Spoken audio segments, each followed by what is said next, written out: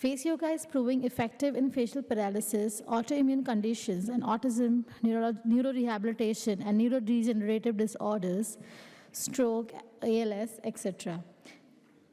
Her experience in the field of human resources management has given her an insight into understanding the effects of time, stress, and gravity on health. This motivated her to develop a program on alternative holistic therapy that addresses the physical and mental demands on corporate management. She conducts workshops both in India and abroad under the banner ICAN Wellness. A notable mention among her many awards is the award as an International Woman Achiever for ICAN Face Yoga from Women's Economic Forum. We are glad to have you, Ms. Minal. Can you please take up the stage? Good morning, and I'm elated to be here. And more than anything else, it's nice to see faces, and there's lots of room that I can come down and walk around. That's something that I really enjoy. So I am positive that you will not only take away information today, but you will participate in and experience the technique, because the 57 muscles are wonderful, and to understand what we can do with this technique, you need to experience it a little bit. So please do join me. Yes? Can we say it the face yoga way? It's like, yes! Yeah. So you've got to imagine these two corners of your mouth, you are stretching to reach the right part of the hole and the left. So, yes! Okay? It sounds funny, it sounds whatever, but it's working on another level. So just try it. Yes! Like really stretch. Thank you. So that's the starting.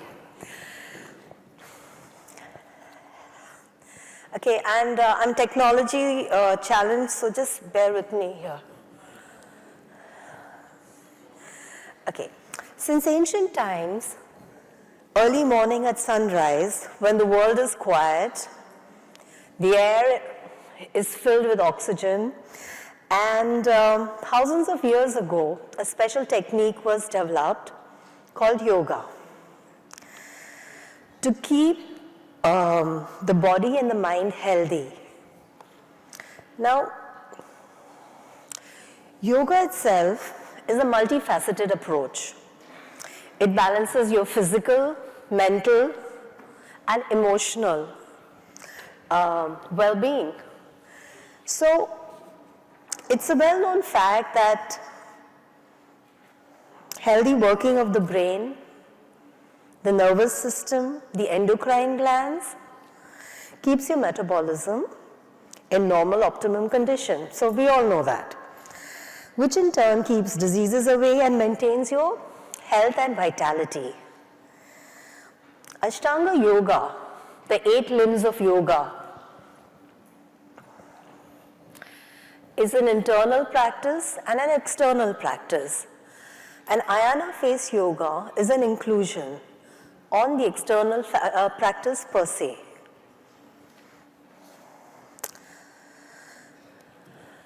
So the first, what I would like you to join with me is simple. We call it the development breath. Why? Because you're focusing on this more per se. But experience it. So what we're going to do is we're going to exhale like this, all the air from your lungs, and then inhale, looking up to the ceiling. We've got a nice ceiling, so let's admire it. Okay, so ready? Yeah, let's try it. Forcefully, the objective is forcefully exhale. Get ready. 1, 2, and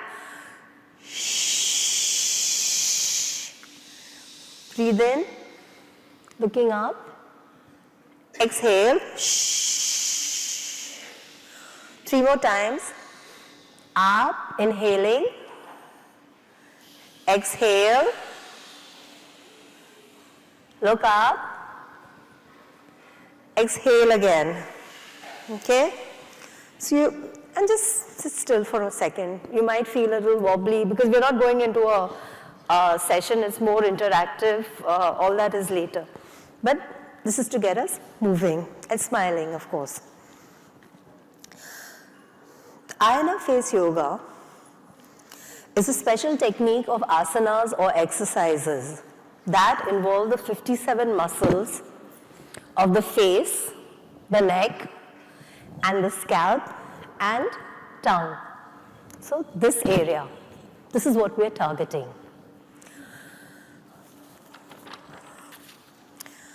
Through study and practice, we have developed specific exercises. It is observed, these when exercised, the 57 muscles, stimulates the central nervous system, brain, and endocrine glands through the facial muscles. This increases the blood circulation to the facial muscles.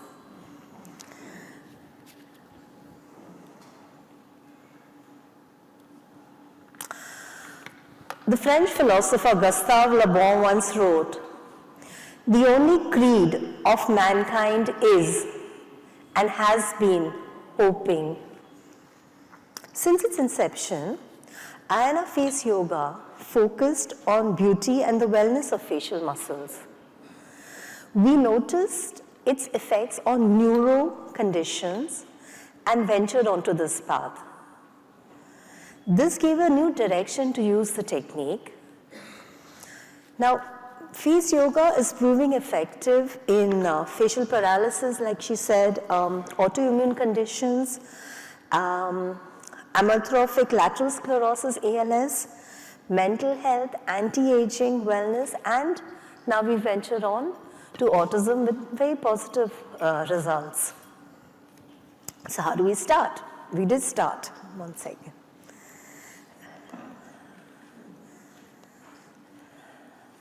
Determination, discipline, and a positive attitude. And what are the props you need? Your fingers, your own fingertips, okay? And your own facial muscles, that's it. You don't need a mat. You can eat, drink, and be merry when you're doing the sessions, that's fine. So kids sort of, they enjoy that even more. So it's like a merry-go. And of course, your commitment to smiling, because that's important, right? 32 muscles. We know that for ages they've been telling us, when you smile, you use about 31 or 32 muscles. So that's another benefit. So our key highlights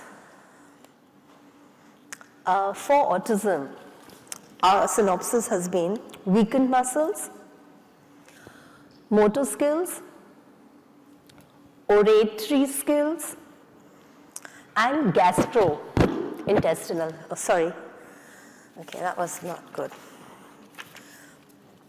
So the mantra basically is rebuild, strengthen, mobility muscles.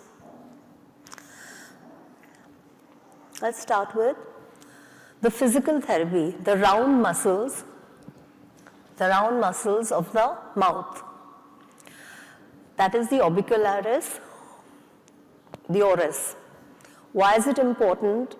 In a layman's way, I like to put it across, anything on your face is either attached here or to these muscles. So automatically strengthening, let's start with this, then you go into the second round. So now here's, which is the first exercise. Oh, wonderful. I want you to open your mouth like I have, wide, nice, and smiling. Ah. Can't hear you. Ah. Stretch. Perfect. Stretch. Really stretch. I want you to feel your muscles. So, ah. Okay, the exercise is not that. Okay, now, now fold the lips. Fold your lips so your teeth cannot be seen. It's quite easy, not so difficult. Ah. Make a nice O. Come on, the kids do a better O. Hold the position. Please keep breathing. Do not stop breathing. Then we really will have a problem. And relax. Just relax. We'll try it again. Shall we? Yeah. Ah. Fold your lips. Keep breathing. And relax. Okay? You can tap your cheeks. It's okay. You deserve it. Now, just try it one more time. Ah, really loud. Ah, wide. Okay? That's like really wide. Ah. And slightly fold your lips.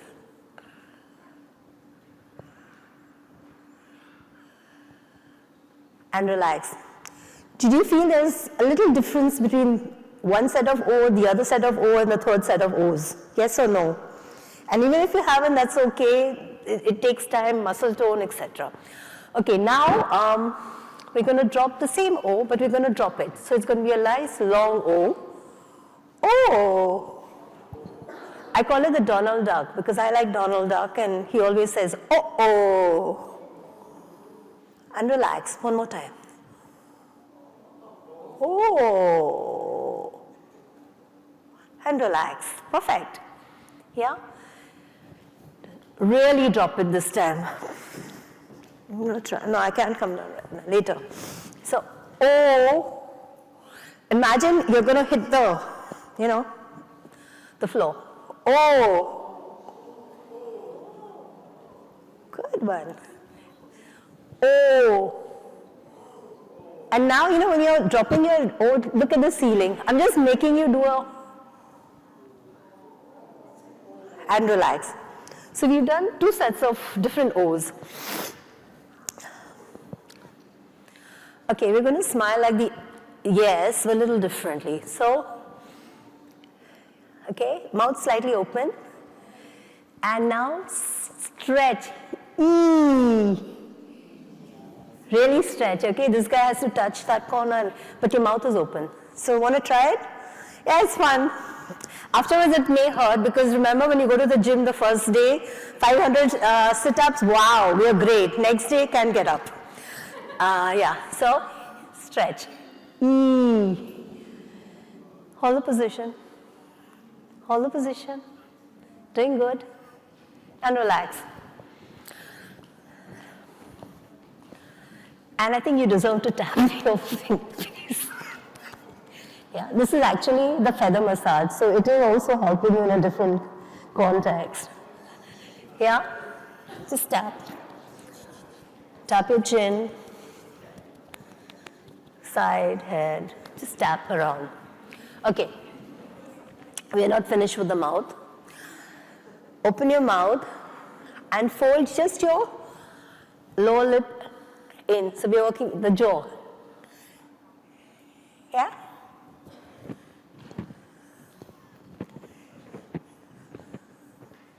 Yeah? And relax. No, I'm just holding my neck. It's just a bad habit. Fold your lips in. Just the lower lips. And hold. And then hold. Feel happy. Feel good. And relax. The same thing. The lower lips. You're good now. Hold the lips in. And raise. Try and raise your jaw. You can do it. You can't do it. That's fine. But just try. And hold. So, eventually it's like something like that. And just hold it. But there has to be a gap always. Feel the pressure.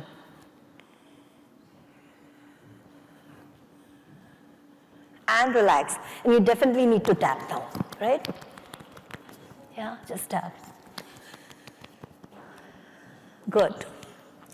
And now we can just, the last mouth, because you're trying a bit of phonetication. Really stretch as much as you can. So, the kids are louder and more energetic than you all. Come on, you can do it, we're young. Much better, but we've still got another 45 minutes to go. Yeah. Stretching to maintain range of motion.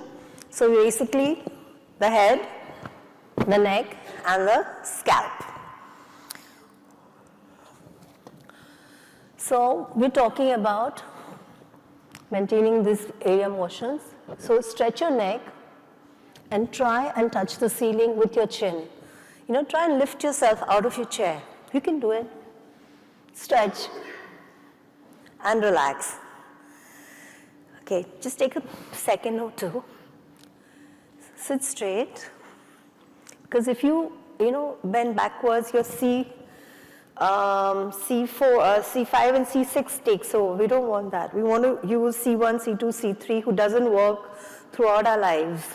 It's just having a holiday. So sit straight and stretch. Stretch your chin. Imagine. Stretch your chin and relax. This time, try doing the same exercise. Let's do it with your eyes closed. Just sit straight. Stretch. Close your eyes. Focus on your nose. Just imagine, enjoy. Stretch, stretch, stretch. Imagine you've actually touched the ceiling and relax. So just tap. It's a nice feather massage underneath your jawline. Okay, I might disturb this. On your chin, just the jawline. And now. The frontalis muscle. What's this muscle? Okay, yeah. So let's have a headband with your fingers. Pull and look up. And relax. I'm just making you go through some sequences, and the objective is to just get a feel. Pull and look up and smile. The more you smile, trust me, you feel positive and it's also helping you. And relax. Good job. And what do? We tap. Tap, tap, tap. Excellent. Good job. Gastrointestinal, reflux, platysma strengthening, neck collarbone. See, we've been identifying and we work on the gastrointestinal aspects because reflux is something that you're not just seeing in autism children or adults. You're seeing it in day-to-day lives. You're seeing it in the corporate world. You are seeing it in, sadly, in young adults as young as 24, 25. So it's something that one has to be, it has to be addressed for whatever reasons, in addition to being a therapy. Here is this, officially you can strangle yourself, but it's official, okay, there's no bad thing here. So take your hand, place it under your chin. Now, what are we going to do? There's a muscle here, it goes like this. It's called the platysma. It's paper thin, it's really thin. And with age, stress, and gravity, this guy comes forward. So reflux is, I'm talking to you in a layman's way, so excuse me for not bringing in the medical terminology, but when the muscle moves away, its job is to hold this position tight, okay? It's not doing its job. And in therapy, it has other issues where you're trying to strengthen the neck and the muscle. So sorry, take your hand, place it tight, nice, and pull the muscle down, down, down, and bring it to your collarbone. I'm sorry, my mic is here, so you're going to just have to imagine. Okay? Then take your other hand, anchor. This is the official strangling yourself. And now stretch. Stretch your chin, look at the ceiling, touch the chin to the ceiling, and hold. And just breathe in, hold, very good, look up, and relax. Somebody said, but do you feel it? Are you feeling something? Or we're just doing an exercise routine? We are, right? Yeah, good. But you can feel this whole entire stretch, the chin, there are different, something else is, each muscle is trying to sort of interact with you. Depending on how what is the strength of our own muscles, you can feel that effect faster. So even able-bodied, we also need to strengthen our own muscles. It's not just for therapy.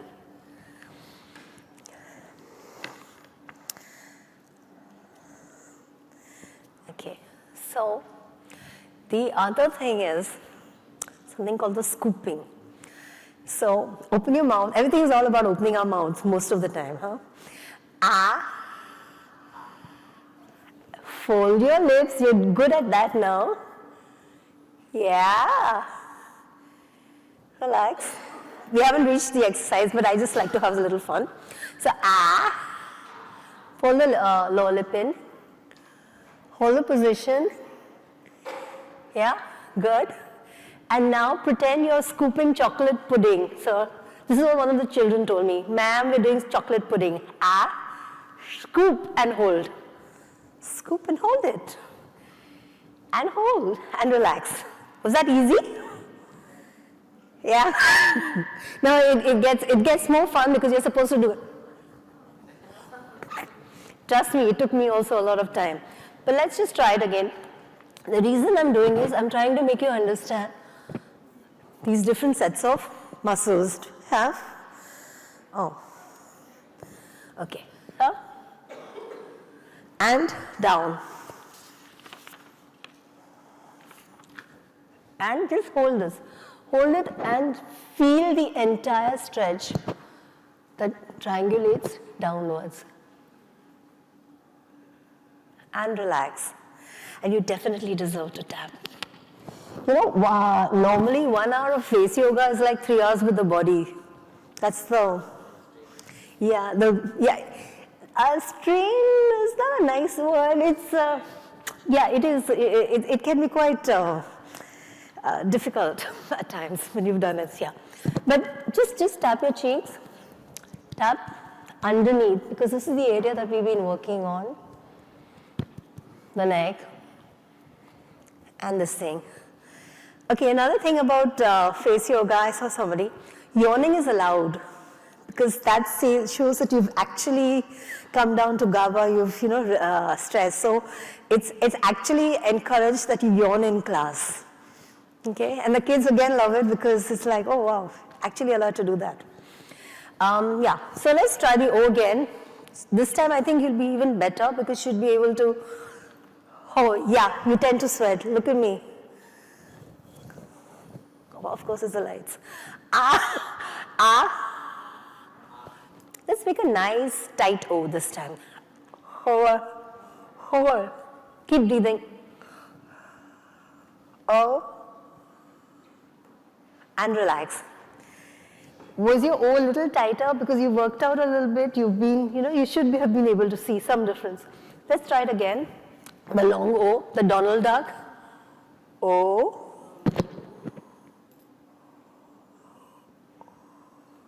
And relax. Yeah, let's try the scooping. I love it. So, what do? Fold our lower lip. Hold. And relax. And no. 1 sec more. Stretch. Want to touch the ceiling. And hold it for 5 counts. 1. Very good. Stretch some more. Imagine you're actually pulling yourself out of that chair. 2, 3. Yeah, doing good. We're going to go to 10, by the way. 6, you're already at 6. Very good. And relax. Can you feel that there's something different that you have been it's now what, nearly half an hour that we've been working out. There is a different flow of stuff, yeah? So these are your muscles, they're so small. 57, can you imagine? They're all set here. And the beauty of these muscles, they're like a quilt. So one gets strengthened, the other guy automatically does start strengthening out. So yes, we do, do it for a particular area. You work on specific areas depending on what is the need of the child or the patient. But even if you don't, if you strengthen one set of muscles, at some point, his friend next door does take over. So It's like a domino effect, but in a positive way. Not falling down, but I think more coming upwards.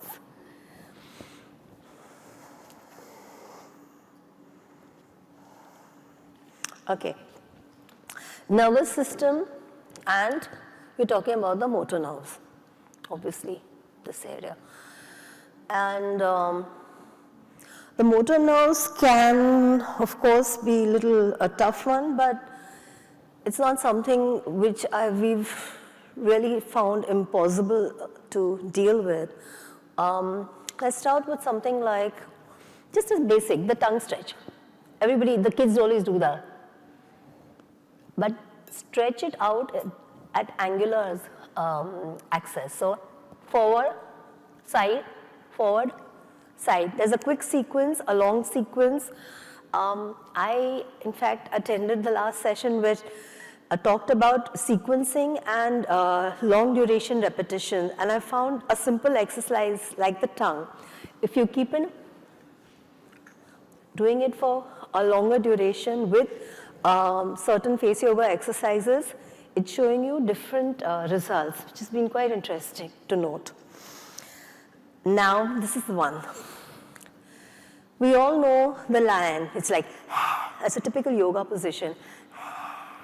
You're trying to, pull the tongue down because you're working on the tongue. But this time, you're going to close your eyes and try and bring your eyes to touch behind me or in front of you all, okay? So it's like, try this, but touch your eyeballs in front of you, right here, on this spot, okay? It's all about muscle control. It's all about strengthening those muscles to be able to do what has been instructed to you. So, can we try it? What does it matter? So, and close your eyes. The eyeballs have to touch that point that I showed you. Visualize, imagine, and relax. One more time. So, and touch, bring out, come out of your chair, and relax. Okay, you really deserve to tap your cheeks, tap your nose, tap your mouth, tap your chin, your jawline, tap below your chin, on your neck. It's called the feather massage, as I said. So you're not just tapping to have fun, but you're also doing something for yourself. Close your eyes and just tap your eyes. Feel good, just on your eyes, around your eyes, on your eyebrows, on your forehead, side, at the side. Yeah, just round, right round, on your ears. And just relax and sit still while I go and check what's the next slide. Okay. So typically, Ayana face yoga. So what is our purpose has been increase circulation to the neck, the face and the scalp, and of course the tongue.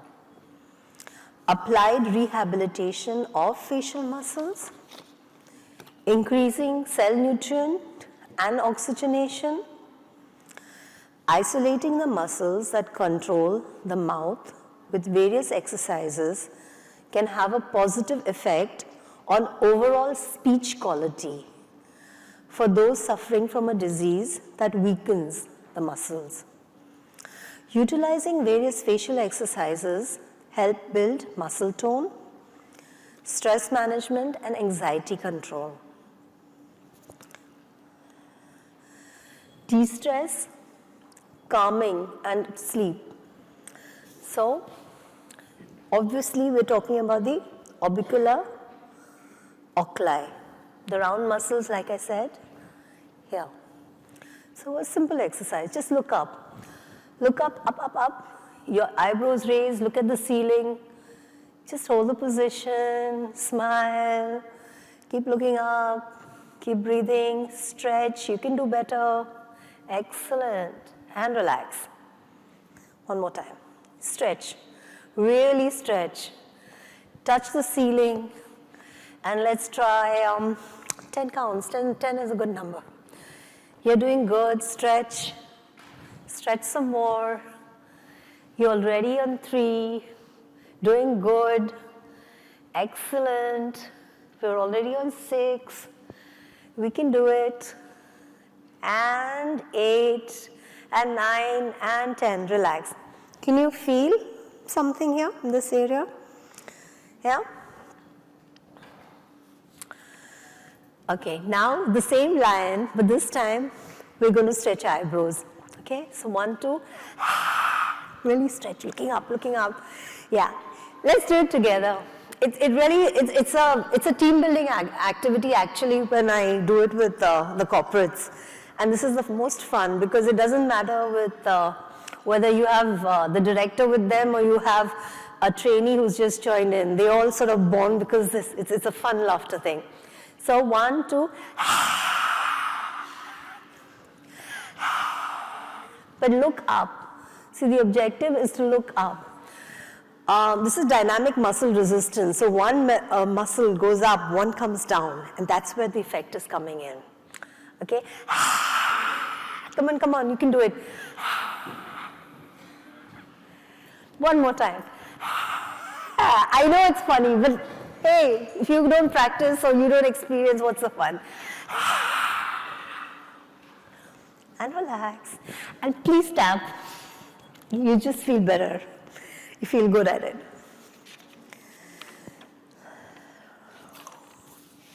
Okay.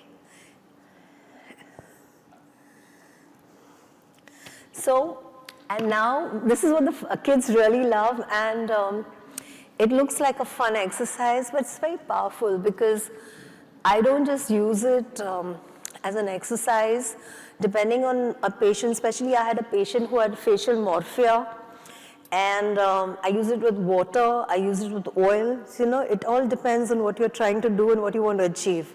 It's not just about one exercise and you're trying it and hey, this is it. So, balloon, exactly what we're going to do. We're going to fill our mouths with air. Nice rounded cheeks, and let go. This is not the exercise. Okay, now, and just close your mouth so the air doesn't come out, and that's the pressure, that's your workout. No, 3 fingers on your mouth. And breathe, and smile, and feel good. Would you like to try with me? Come on, you can.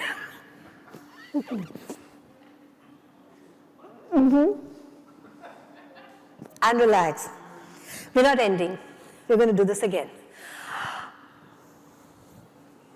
And keep breathing. So now we're going to count to 10. 1, 2, you're doing good. Keep breathing. I need you to feel and experience what is happening in the buccinator. Okay? This, and relax. This muscle, you can't really, and relax. Wonderful. Good job. Kudos to you all. This muscle, besides chewing on, when you're whatever eating, doesn't really, do you really work this out? Think of it logically or think about it. But this is a guy who needs to be exercised also at some point, right? And especially autism kids, you see this area which is sort of lax or sluggish or, it's just there. But it's cute because they have such nice cuddly cheeks, but it's not strengthened the way it should be. Now we're going to do this. You're doing a good job. Would you like to come and show us how to do it? You're doing really good. Please come. No, I like that. It's great to have motivation and initiative. You want to come over? Yeah, come over. Yeah. I've got heels, so it's like very bad for me to, keep on. Wow, excellent. So what I want you to do is. I'm physiotherapist. Nice to meet you. Nice to meet you. So I want you to first step by step. It has to be in a sequence, okay? So fill 3 fingers because you don't want the air to come out. Now, see again, officially you can punch yourself. Nobody can say anything to us. Okay? Push the air from one, you're doing good, to the other. You want to turn a little bit so they can see. And breathe. And breathe. Push. It's okay. And breathe. And relax. And relax. So what happens is sometimes air does come out. It's tiring, isn't it? It is, yeah. But we can't do one cheek, right? We need to do the other guy. So, and the other side, yeah. And now turn, just turn. And turn. And breathe, yeah. So you can feel all that air coming in, right? And relax. Yeah, one more time. Just show us with 3 fingers. No, first fill, always a sequence. And breathe. And keep breathing. Doing it. So thank you so much. Thank you, sir. Got it? Yeah, that's, no. Won't work so much. The same side. Because here, if you cross your hand, you'll have less pressure. Try it.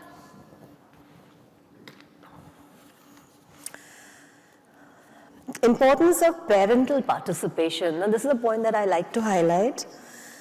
I have found parental participation has significant positive results, effects also. Parents' firm guidance to each child has resulted in improvements in imitation of the asana and sequences. The feedback has been of positive changes in behavior at home and with the family, which was quite interesting to note. Explained by our neurosurgeon, face yoga stimulates mirror neuron activation. So he told us that it stimulates the exercises that we've been doing with the child, because the sequencing stimulates the mirror neuron activation. Okay, this I'll just quickly show you. These are my advanced exercises, and there are more than 51 depending, and every day we come up with something new depending on the challenges that we are faced with. So this exercise addresses the zygomatic, minor and major, the levator labii, and the superioris, and the canis. I still cannot pronounce the name, so just forgive me. It's okay. So I'll just show you. I'm bringing my in.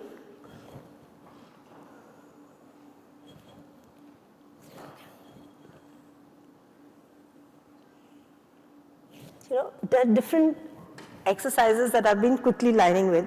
Then, this also works on the laugh lines. No, not like that, but yeah, you're sort of not bad. Huh? And I am sequencing it. Okay. Then, okay, this muscle. There's a muscle that goes like this. I'm pulsing here. It's not just like holding my. I'm pulsing. Same way. I'm pulsing to work on these muscles that go like this downwards.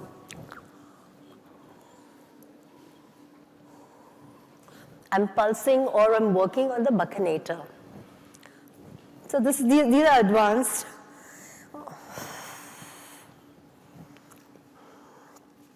And then the orbicular oculi, push up your eyebrows, stretch, and then try and close your eyes and be serene and calm and just feel happy. So it's working on this entire area.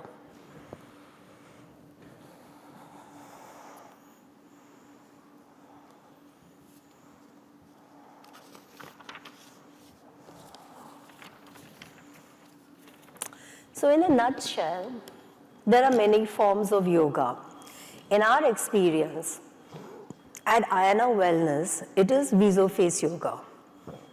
The exercises or the asanas using 57 muscles of the face, the neck, and the scalp, which are a simple set of targeted movements of these facial muscles, activating the endocrine glands and the different parts of the brain, and more so, each individual muscle.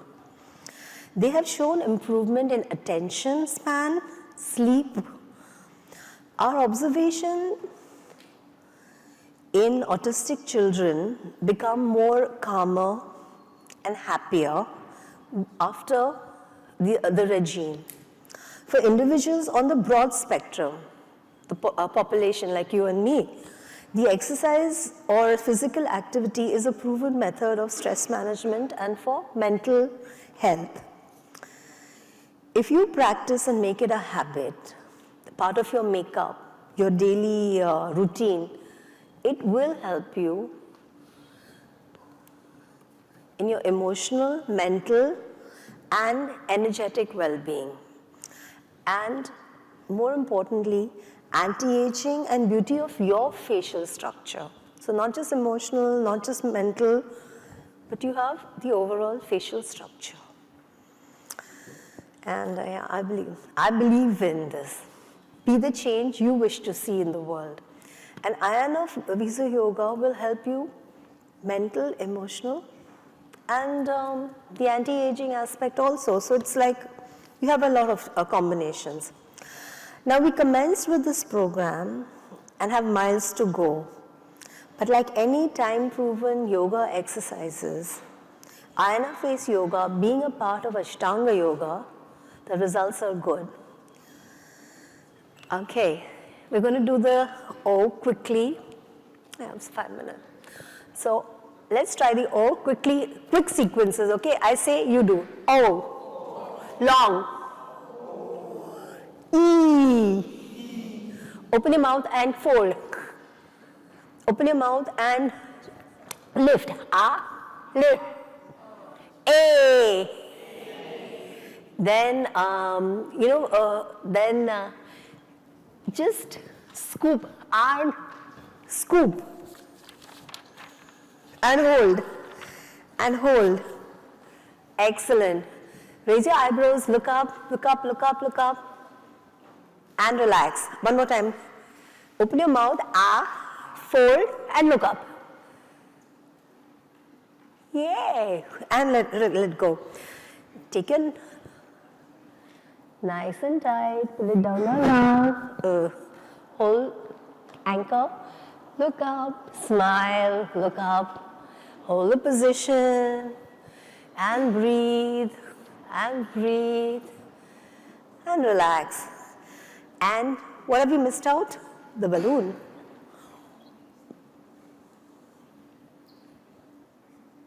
And smile. Yeah, smile. And smile. And relax. And now, just tap quickly. Get back to the balloon. So, we're going to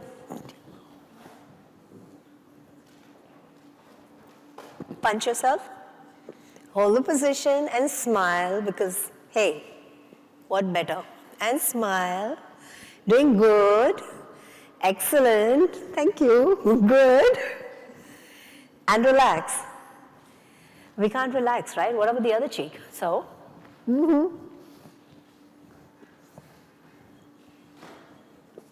gently, happily, smile, keep breathing. Doing good. Good job. And relax.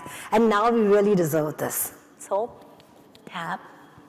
Just feel it on the jawline, on the chin, round, on your forehead, yeah, down, underneath, on your platysma. What about, the lips? They deserve it too. Come on. The exercises for the lips, we actually without Botox in the beauty aspect, I can give you those lips. Yeah. Okay. On the nose, side of your nose, here, on your cheekbones, side. Okay, round your eyes. Just go around your eyes, on your eyebrows, side of your head, the entire frontalis here. And now the rain dance. Yeah. Just like first on the top of your head, then to the side, to the back of your head, down, down. You can close your eyes if you want to. Round. Excellent, good job. Just sit still for a minute, and I need to see my notes. Just sit still. And breathe. And relax. Okay, cool. So, with these words, I am going to take your leave for now. We can go on, but it might get a little tiring, and lunch, I know, is going to be welcome soon. So, we're going to end today's session, and I hope that you enjoyed experiencing it. It's not about taking away information, it's about participating and experiencing, and then flowing with it. Okay, with that, oh yes, please. There's no best time. Why? Because this is not traditional yoga. We are not connected to your stomach. You can do it now. You can have lunch and do it. You can do it while having lunch. You can, have your liquid, whatever. There's no best time. But having said that, ideally when you're relaxed, you've got up in the morning, that's a nice time to do your exercises. Also, now I'm talking from a general population. I'm not talking about the patient perspective or, an autistic child or that perspective. Because there I need sequence, I need to be there, or, we need to do it, and there are other factors. But for a general population, you can even break up your sequencing. So you have, say, 5 exercises to cover X number of muscles, then you can, just do 2 in the morning, 2 in the afternoon, as long as you follow whatever is prescribed to you. The kids also can do that, so it's not that, he has to do it, just in the morning or in the afternoon, no. So, and I had a child, an apraxia child, that was recently, autism apraxia.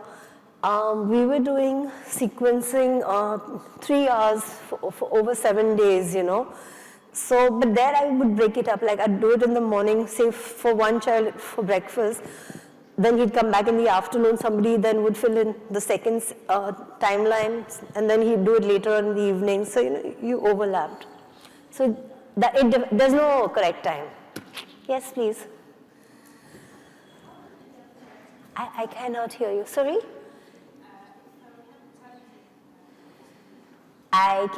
Can somebody give the lady the mic, please? So, for example, if we have a challenging patient, challenging child, how it would be the intervention? How could we make him do it?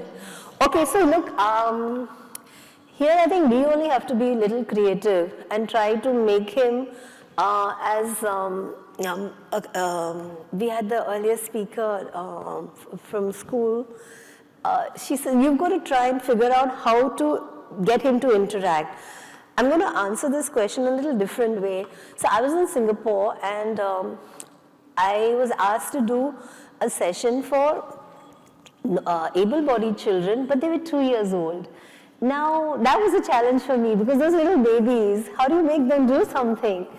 But, so there I had to figure out, what do they do, what do they listen. Now, The Wheels on the Bus is a song that they listen to right now. There's Twinkle Twinkle, and there's, I can go on, because over my 4 days I spent trying to understand, Old MacDonald. Now, each song that I made them do, ba, like for example, Baba Black Sheep, ba, but I was trying to make him do the oh, ba. So, and they did that. So, you know what you want to achieve, then you need to go back to what they will listen. This is the closest answer I can give you. Thank you. Yes, please. Super. I think everybody's tired, and it's lunchtime also. So should we wind up if nobody has any questions? Yeah, thank you so much for being so interactive. Thank you. Yeah, namaste.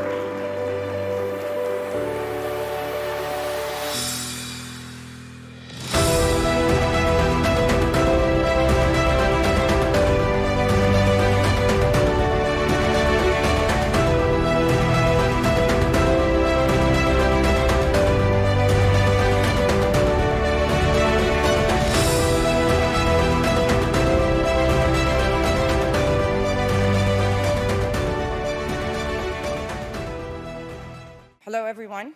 It's really nice to be here, and we're going to have Dr. Temple with us live right now. Dr. Temple does not need an introduction. Can you tell I'm one of the biggest fans here? But Dr. Richard will introduce her. No, it's my great pleasure and privilege to introduce Dr. Temple Grandin. Dr. Grandin is an American academician, animal behaviorist, and internationally renowned spokesperson for autism spectrum disorder. Dr. Grandin is one of the first autistic people to demonstrate the insights that she has gained from her personal experience of autism. She is currently a faculty member with animal sciences in the College of Agricultural Sciences at Colorado State University. Based on her experience, Grandin advocates early intervention to address autism and support teachers and professionals who can redirect children and adults in fruitful decisions and directions.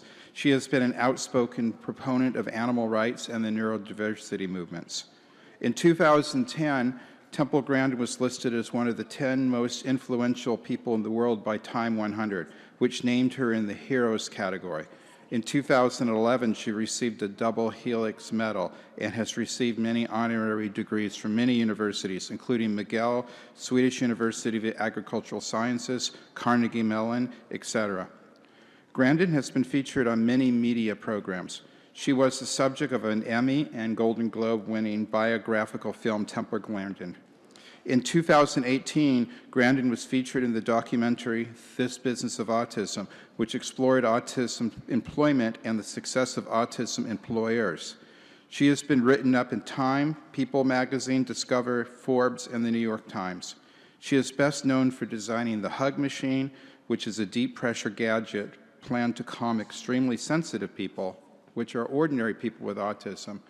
And I know her personally, working with her as a colleague to sequence her entire genome, to read the chromosomes from end to end and make sense of that as to how they caused her condition and how they continue to influence her life. And I'll never forget working with her to do that. And if you're interested in what we found out, come to my lecture tomorrow at 11 something. So introduce Dr. Grandin. Well, it's good to be here. And also a lot of emphasis on skills like getting dressed, combing your hair, brushing your teeth, eating with utensils. Well, one little tip with these kids, you have to give them time to respond. They're like a phone that's only got one bar of service. And slow down when you talk to them. And when the grown-ups talked fast, it went to gibberish. Can you put the next slide up, please? Now, the thing about autism is it goes all the way from Einstein, who had no speech until age 3, to somebody who has much more severe autism when they become nonverbal. But some of the ones that are nonverbal can learn to type independently. But a brain can be more social emotional, or a brain can be more interested in what they do. And having an interesting career has been very important to me. I'm really happy that I'm a professor. I've got graduate students and I've done a lot of research in animal behavior. I have 3 graduate students that have become university professors. I'm very, very happy about that. So a brain can be more social emotional, or a brain can be more interested sort of in what they do. This is why I think it's important to get kids out doing interesting things. Some of these kids that get addicted to video games, one of the ways to get them off the video games is have them fix motorcycles, have them fix cars. It's the one thing that's worked. They find out that maybe fixing those motorcycles is much more interesting than the video games. And that's something that can turn into a career. And it's a skill that other people want. Let's go to the next slide. Shows a picture of Thomas Edison. He would probably be autistic today. He dropped out of school. Now, fortunately, he had a mentor. And he had a mentor that taught him how to use the telegraph. It's really important for students to get exposed to things. I was not originally in the cattle industry. I got exposed to it as a teenager. And I had very good teachers and mentors, starting with my mother when I was very young. She was always pushing me to do new things. She encouraged my ability in art. I had a wonderful primary school teacher. I had a wonderful science teacher who got me interested in studying with all kinds of interesting projects to do. Good teachers are so important. Let's go to the next slide. There's Einstein. He would probably be in an autism program today. Let's go to the next slide. Put the next slide up, please. Now, I'm a kind of a NASA fan. And I got 5 years ago, I got a chance to go visit visit this launch pad. This was like so much fun. And what I learned when I went there is the astronauts, they had we call it the right stuff, but they were people that had Tourette syndrome, that were dyslexia. They were building the launch pad. They were designing control rooms.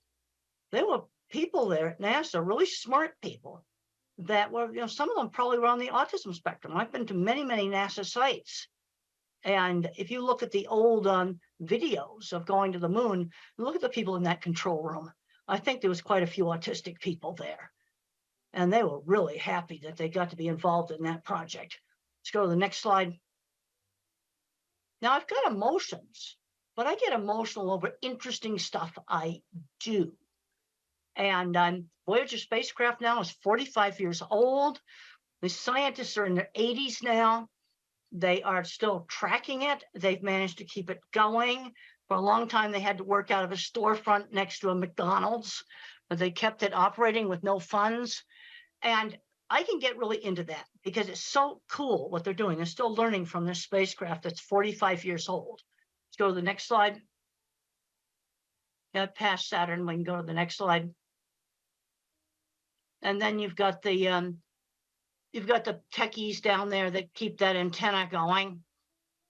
Yeah, they probably have to do it at 3 o'clock in the morning. I got a chance to sit at the original mission control desk. That was really, really cool. Go to the next slide. Now, let's not get hung up on the labels. Autism is this big spectrum. And the problem with autism is they keep changing the diagnosis. Originally, maybe 30 years ago or so, you had to have speech delay to be labeled autistic. And then they added Asperger's syndrome, where you could be socially awkward with no speech delay. And then in 2013, they merged everything together. And you've got a spectrum that's going from Einstein to somebody that may have much more severe problems. But I can't emphasize enough on working with the little kids, because when I was 3, I looked very, very severe. And we can go to the next slide. I have grandparents that come up to me all the time, and they find out they're autistic when the kids get diagnosed. That just happens all the time. And sometimes adults later in life getting diagnosed helps them with their relationships. But I'm concerned that too many fully verbal, smart kids on the spectrum get so hung up on the label, the parents get hung up on the label, that the kid's not learning basic skills like shopping, learning how to save money, doing laundry. Just very, very basic things. Another big problem I'm seeing is not making the transition into the world of work. Work skills are not the same skills as academic skills. We need to start children when they're 11 years old, maybe volunteering at a fruit stand or something like that, where they learn how to work for somebody outside the family on a schedule. Let's go to the next slide. And that's me having a real fun time at the vehicle assembly building. We'll show another slide. All the cool stuff I got to go do there, like go up on the roof and I wasn't supposed to. That was really cool. All right, let's just get back to the getting important stuff in autism. Let's talk about some basic issues here. Sudden surprises scare. Okay, let's say a child's going to go to a new school. We'll try to visit it maybe before they go there, or look at the website. The other thing that's difficult for a lot of individuals with autism is multitasking, when you rapidly have to multitask. But we've got to get these kids out doing stuff. We've just got to do that. And I was brought up in the 50s, and we used a method, I call it teachable moments. So let's say I took my drink right here and I stirred it with my finger. That's bad table manners. Now, my mother, instead of saying no, she would say, use the spoon. People think it's disgusting when you put your finger in the cup. She would give the instruction instead of saying no. That was my generation, a method of teaching social skills. And social skills were taught in a much more structured manner than they are today. We need to limit the screen time, the phones and the computers, to about an hour a day. And we need to get kids out doing things. Today, I saw some kids out playing in the playground that's near my house, and that's the kind of stuff that kids should be doing. Let's go to the next slide. So there's the teacher there working with a really young kid. And the thing I have found on very young children's programs, some teachers just have the ability to work with these little kids. Now, if you've got a little kid that's not talking, the worst thing you can do is let them just sit and play with a phone all day. That's the worst thing you can do. You need to get an effective teacher working with them. And I find some teachers have the ability and some don't. Let's go to the next slide. Teaching turn taking. That was done with me with board games. You have to learn how to wait. It's something that's very important for young autistic children to learn how to wait. And we'll go on to the next slide. Teachable moments. We already talked about that. You don't yell and say, stop it. You give the instruction and the reason why. Let's go to the next slide. You need to limit the video games. One of the things that I was not allowed to do when I was in high school was just become a recluse in my room. I was not a good student. I was a terrible student, but I still had to attend to classes. You know, too many of these kids are just getting on the electronics and just staying in their room, playing video games all day, and they're not getting wonderful jobs in the video game industry. And if they were getting wonderful jobs in the video game industry, I'd be a lot more positive about it. But some young adults, again, addicted to video games, the one thing that was successful in getting them off of it was working on motors and engines. And they found out that they were more interesting than the video games. Let's go to the next slide. Now, my mother would always stretch me to do new things, but she always gave me a choice. You know, we could go to this store or that store, or you could do this activity or some other activity. Always giving choices. You can do your homework when you get home from school, or you can do your homework after dinner. Giving some choices. And one of the things that helped me, being raised in the 50s, is we had sit-down dinners. And, you know, my sister and my parents would take turns telling about their day. Unfortunately, in some families, that's not happening. And this was part of getting me to be a lot more social. And you can learn business social. Another thing that was done in my family is when we were 7 or 8 years old, and it was done with most of the families in my generation, is when I was a little kid, I had to dress up in my good clothes when the parents had a party, and I had to serve the snacks. I had to shake hands with them, learn how to talk to them. Really, really good social training. Let's go to the next slide. Let's talk about sensory issues. Sensory issues are really real.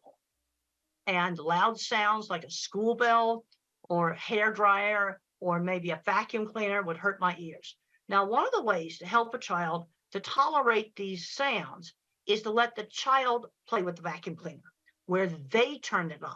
They turn the hairdryer on. And when the child turns the dreaded noisy thing on, they often get to where they can tolerate it better because they are controlling it. Now, there's some kids wearing headphones all the time. And the problem is, if you wear headphones all the time, and that's on the next slide, the sound sensitivity may get worse. So what you want to do is have them with you. You can have them in your backpack. So they're with you. They give you control. You've got them with you. But then you try not to wear them. Because I've heard stories where they were wearing headphones all the time and the child got so sensitive he couldn't tolerate quiet conversation at the dining room table. But sensory problems really are real. sensory integration methods can be helpful. There's a paper you can look up online that's called Environmental Enrichment is an Effective Treatment for Autism. And it's a method where you stimulate two senses at the same time. Maybe touch a warm coffee cup and then smell some aromatherapy. So you're stimulating two senses at the same time. And the title of the paper is Environmental Enrichment, an Effective Treatment for Autism. Now, let's say we have a nonverbal older child or adult and problems with maybe destructive behavior or hitting. The first thing with somebody who cannot speak is give them a way to communicate. Not being able to communicate is totally frustrating. Also, you have to rule out, do they have a painful medical problem that they can't tell you about? That's the first thing you need to make sure they don't have acid reflux. I had acid reflux last night because I ate some hot sauce I wish I hadn't eaten. And my stomach was hurting last night. But the sensory overload, if they have a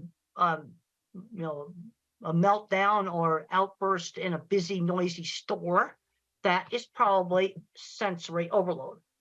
But we've also got to give them a way to communicate. That is just super, super important. There's a next slide just shows that sensory symptoms are part of the neurobiology of autism. Now, when I was a little kid, they tested me for two things, deafness and epilepsy. Now, I could pass the deafness test, but the problem is my ability to hear auditory details impaired. Like if the grown-ups talk fast, it was when adults talked fast, it's like, that's what it sounded like. Because I didn't hear the hard consonant sounds. Like if someone said the word cat and they said it fast, I would hear ah. So my speech teacher would say cat ta, or she'd hold up a cup and she'd say cup pa, and she switched back and forth between saying cup and cup pa. Because if people talked fast, then all I heard were the vowel sounds. Stretch out and enunciate the consonants, and sometimes hearing would kind of cut in and out like a bad mobile phone connection. There's kind of three ways that the brain can have a problem with language. Not hearing the auditory detail, where I'm hearing gibberish, trouble with getting my speech out, expressive. And then the next slide, I talk about echolalic children. And echolalic children, they have good speech and they will recite an entire movie script. But the problem is they don't know what the movie script means. That's the problem.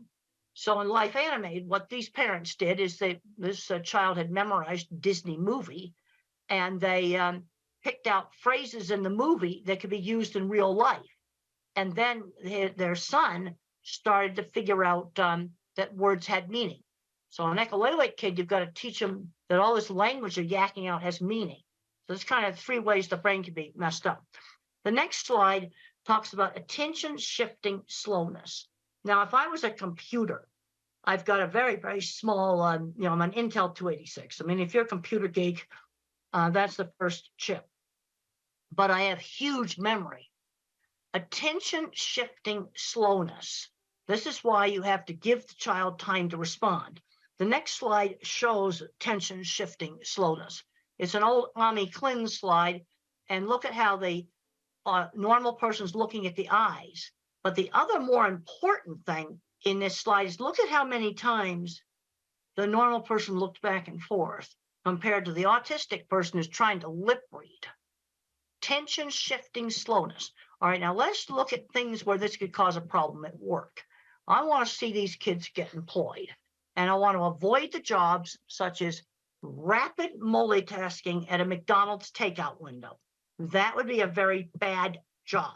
Another problem is I don't have any working memory. So if let's say I have to shut down the cash register at night at a store, and then maybe 5 or 6 steps, I need to write them down. I need to write the steps down like a pilot's checklist. Long yakety-yak strings of verbal information do not work with me. Let me make a pilot's checklist. Okay, and if you don't want to disclose autism, just say to your employer, pilots need a checklist. I need one too. And for pilots, it's mandatory. In every country in the world, pilots have to use checklists. Now, I'm talking about giving the child time to respond. When I was 5 years old in school, we had a little assignment where we had to name the pictures that began with B as in beautiful. So I called the suitcase a bag, and the teacher marked it wrong. And she didn't give me time to explain that in our house, they weren't suitcases, they were bags. And that was very, very frustrating for me. In the next slide, we're going to be talking about some visual problems. I don't have visual processing problems, but some individuals do.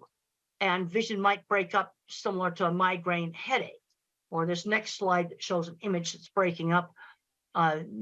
Seeing probably wouldn't be a primary sense if that's the way things look like. And this may explain why a number of people that do not speak touch and smell things, because those senses provide accurate information. And we'll go on to the next slide that shows an escalator. Now, in your brain, you have the eyes that work like a camera, but then in the back of the brain, there's circuits that assemble the graphics file for shape, color, motion, and texture. And if there's something wrong with those circuits, print may jiggle on the page when you try to read. These kids are often terrified of escalators because they can't tell how to get on and off of it. So you have a child that hates an escalator. The chances are he has a visual processing problem. And the eye exam may be more or less normal. And if you have a child that can't read, the next slide shows print jiggling on the paper. Try different pale colored papers. Now, this is my children's project book right here. Well, you see the light blue paper color right there. Try printing on the homework and the reading materials on maybe light tan paper, light gray paper, all these different colored papers. That sometimes really works for some types of dyslexia. Just try different colored paper, try different colored backgrounds on your computer, on your laptop, or on the iPad. The next slide, I talk about lighting issues. And one of the big ones now is LED lights that flicker. And one of the ways that you can determine if LED lights are bad is take pictures of them in slow motion. So you want to wave like this, because when you play it back, you want to make sure it's playing back in slow motion. And you're going to find some flat screen TVs that flicker. Now, tablets do not flicker. Most laptops do not flicker. But there's going to be some flat screen TV computer monitors that are bad. And this does not affect all people with autism. But I'm going to say about 10 or 20% may have a problem with seeing flicker of LED lights or on TVs and computer monitors. So what do you do if you have that problem? You go buy a lamp and you find an LED light that does not flicker and you put it next to the desk. And you can buy cheap ones that don't flicker.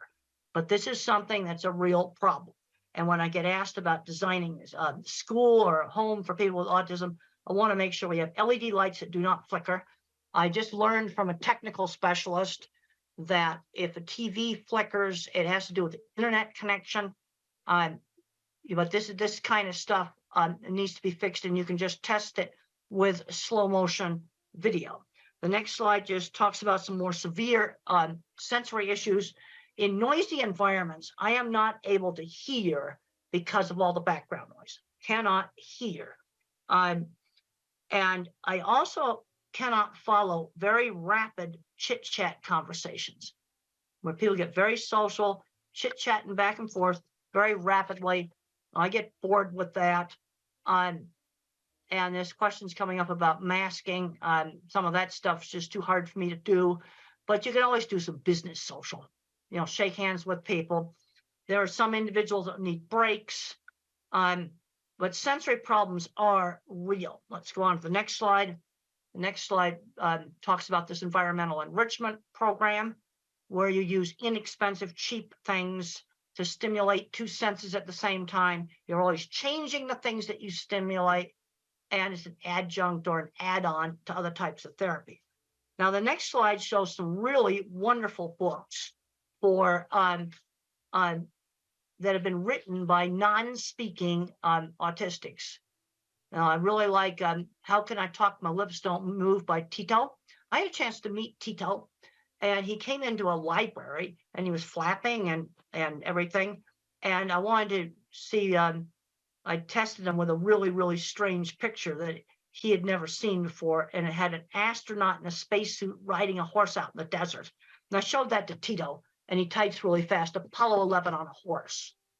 Another good book's Carly Fleischman's, Arthur Fleischman's Carly's Voice. Then you got The Reason I Jump, the sequel to The Reason I Jump. I like the sequel. It's a better book. But I'll give you a little tip about the typing. Remember the problem with attention shift. Okay, like on this desktop, my keyboard's way down here. But when I type, that print appears way up here on the screen here, and the keyboard's down below where the video is. Now, many people with autism cannot make that attention shift.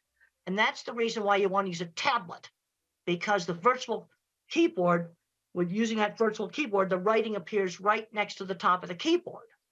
Or you're going to have to, on a laptop, put the keyboard on a box, and you need to make sure it's a monitor that does not flicker. This is really, really important.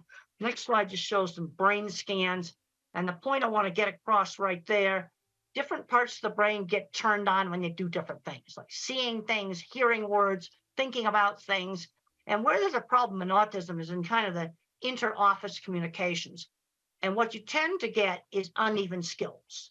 Like I'm really good at art and mechanical stuff. Somebody else might be really good at mathematical stuff. And we'll just show some more pretty brain scans. Next slide shows, oh, that's my skull. Let's show the next slide. That's the microbiome. You see the little tiny hairs there. Those are axon tails, and they form great big inter-office communication cables between different parts of the brain. And then I can show you a slide without my ugly skull.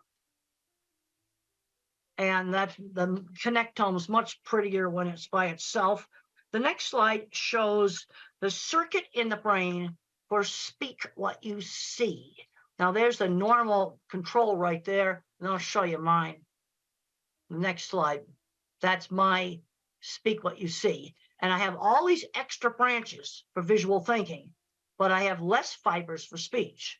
So that might explain why I had trouble getting my speech out. But when I had speech therapy, it increases the bandwidth on the fibers that are still left. And the next slide just shows that. But this is where the therapy made a difference, because I had trouble getting my speech out. Let's go to the next slide. Now, for speak what I hear, I am definitely not an auditory person. I am definitely a visual person. And we'll go on to the next slide. And I want to talk about the importance of developing strengths. That's an artwork I did when I was about 6 or 7 years old. Mother always encouraged my ability in art. It's a picture of a wooden dock or deck that was by the beach. And she always encouraged my my art. And the next slide just shows a picture a young child did in 3-dimensional. Most little kids don't do that. And I would just draw the same horse's head over and over and over again. So mother would broaden my skill. Let's draw the stable. Let's draw the saddle. Or if you have a child that likes cars, let's read about cars, do math with cars, draw pictures of different cars. In other words, broaden that fixation. Broaden the fixation, especially if it's something like cars that can turn into a career. The next slide just talks about the art ability being encouraged. Often we'll have uneven skills, really good at art. I was absolutely terrible at mathematics, but then you're going to have another autistic person that's good at math. And we'll go to the next slide where it shows that the way I think, it's videos in my head or movies in my head. I'm what's called an object visualizer. And in my new book, Visual Thinking, The Hidden Gifts of People Who Think in Pictures, Patterns, and Abstractions, I discuss 3 different kinds of thinking that you can have in autism. Most people are mixtures of the different kinds of thinking. But in autism, you might get an extreme object visualizer. That's me. And the HBO movie shows how I think. My kind of mind's good at art, mechanical things, photography, working with animals, absolutely terrible in mathematics. And then you have the next kind of mind is the visual spatial mathematical mind. And the mathematical mind thinks in patterns. And then you have people that think in words. And it's important to, kind of know how the child thinks. That just shows eclipse shadows on where the eclipse, the trees made little tiny eclipses like a pinhole camera. That happened on our campus. I noticed detail. I watched a whole bunch of students just walk over that. They just didn't notice it, but I noticed visual detail. The next slide shows two things that can bother cattle, like seeing a car through the fence, seeing a piece of red string, seeing a bottle there that might move. Little things that people don't notice. Also in autism, there is a better, there's some better ability to pitch discrimination. There's been a lot of research that shows that these sensory things really, really are real. And the next slide shows one of my cattle handling facilities. And how did I sell my work? One of the things I did to sell my work was to show off pictures of things I had designed. And one thing I really liked in the HBO movie is that it showed my actual projects. It also shows how I think in pictures. It's very, very accurate on that. And I can say that the geek side of me really liked that. The next slide shows a recreation of one of my projects in the HBO movie. I thought that was just so cool. I really, really liked that. The next slide shows starting on my very first project. Now, I had some good mentors in the construction industry. On my first project, the Swift plant in 1974, I criticized some welding and I said it looked like a bird had poo-pooed on it. And that was pretty rude. And the plant engineer pulled me into his office in private and said I had to apologize for that rude kind of talk. He told me what I should do. And then another person that helped me was a small contractor, steel and concrete work contractor, who had seen my drawings and seeked me out. And for 10 years, we built projects together. And so those are on a construction site, some of my early projects. And some of the most fun stuff I ever did was working in construction. And I worked with a lot of people that were probably dyslexic, ADHD, or autistic. Some of these people owned big companies where they made mechanical equipment. They had lots of patents. I really put the emphasis on the career. This is what's made life happy for me, is having a fulfilling career. The next slides just show some of my drawings. And when I showed people my drawings, they were impressed. That's how I sold jobs. Okay, let's work on what are we going to do about job interviews? Well, a job interview for me was lay the drawings on the table and show off the drawings. That's what I did. And they'd look at my drawings and go, wow. In fact, actually today, now that everything's computerized drawings, I'm seeing some very bad drawings. And now the next drawing shows a dipping vat system. And you can see on the concrete work, I have all the reinforcing rods drawn in there. 4 years ago, I got a really horrible set of drawings that the engineering firm had done on a computer, and they hadn't drawn in the reinforcing rods. I marked them all in pencil, and I said, you go back to that engineering firm and get it done right. This is a piece of equipment I developed for the meat industry called the center track restrainer system.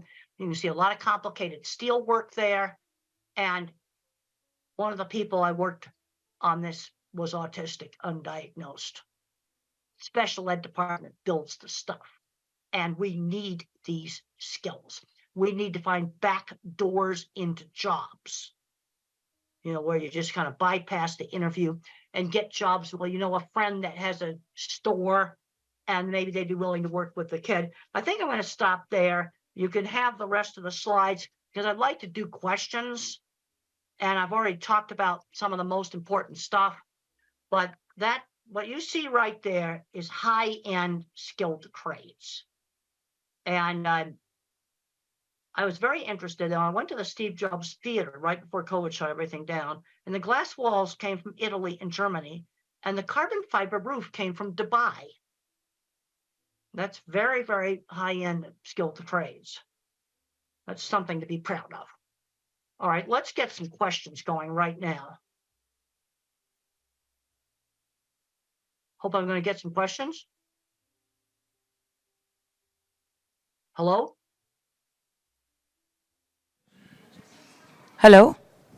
Yes, let's get some questions. Yeah, just a second. Hi, my name is Sona. I have a son. He is nearly 8 years old. And I always have this question because I'm a big fan of you and I know you know a lot about autism and animal behavior. So I wanted to ask, what's the connection between visual sensory preference as my cats and my son? They both like similar toys and they have similar visual preference. Is there Now, any link? Does your son speak? He is speaking, but he is not like having any big vocabulary. So he has very short vocabulary and has sensory issues. Does he have a decent way to communicate? Even something out like one of these computerized things that will speak, or a picture board or something for him to communicate with?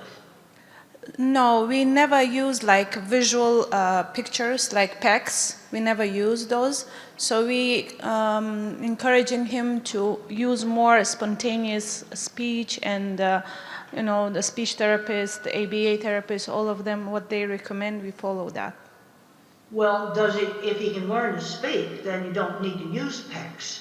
But Yeah. if you have a child that has like 3-word vocabulary, and he's 8 years old, we need to give him another way to communicate more easily. And that, I can remember the frustration when I couldn't communicate. And I remember that, I showed you that picture of the bicycle in the suitcase. And it was so frustrating when the teacher didn't give me time to explain that in our house suitcases were bags.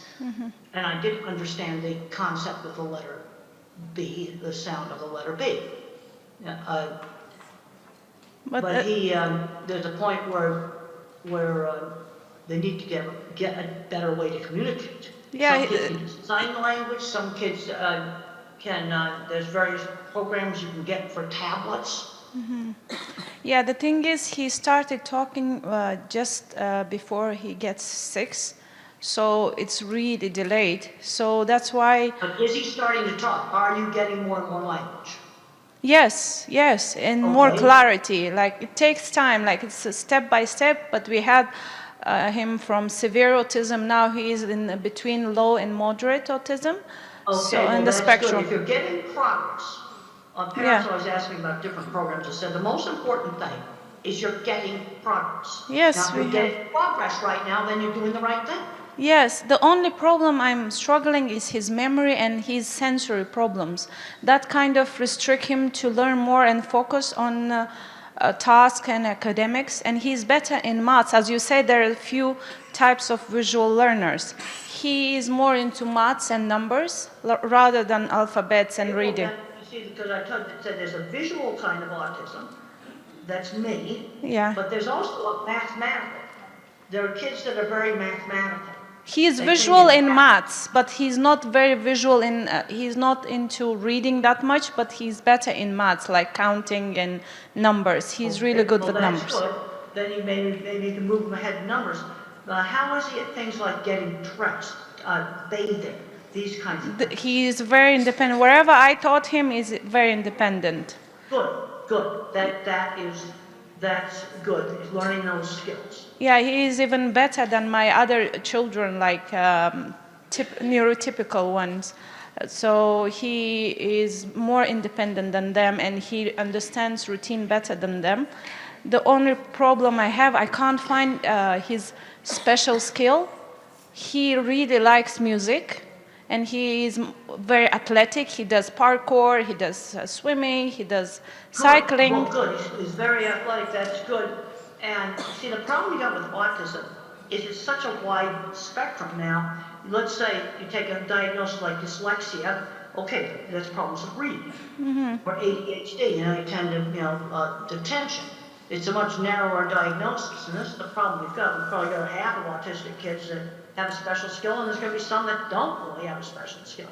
Yeah, he has But- autism, ADHD, and dyslexia, all three, and Erlin syndrome.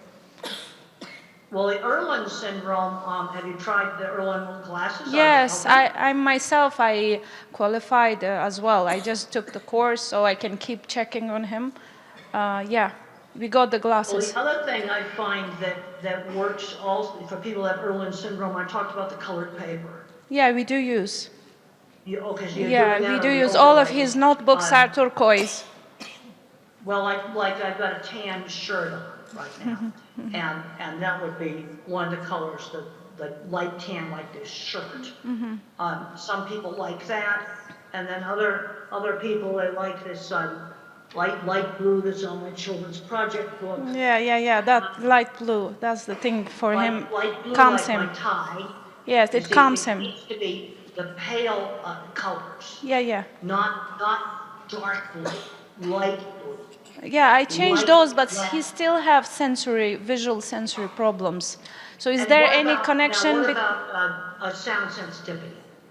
Sound sensitivity he has, but I kind of always give him that opportunity. Like you said, he's in charge of hair dryer. Okay. He's in charge of hand dryer. You know, when we go to cinema, Yes. at the beginning he was very hesitated, but then he got used to. Now he is properly sitting like other children. So I kind of make him to be prone to that, and he's used Well, to it. that's good that you see it and making him, see when the child turns the hairdryer on and off or the vacuum on and off, where they control it, Yes. that should desensitize some of that. Yeah, but still I'm struggling with his memory and his visual sensory. Like my cat and him, they prefer the same toy. You know what I mean? Like he will kind of keep doing with that, playing with that toy, even though he has 1,000 other toys.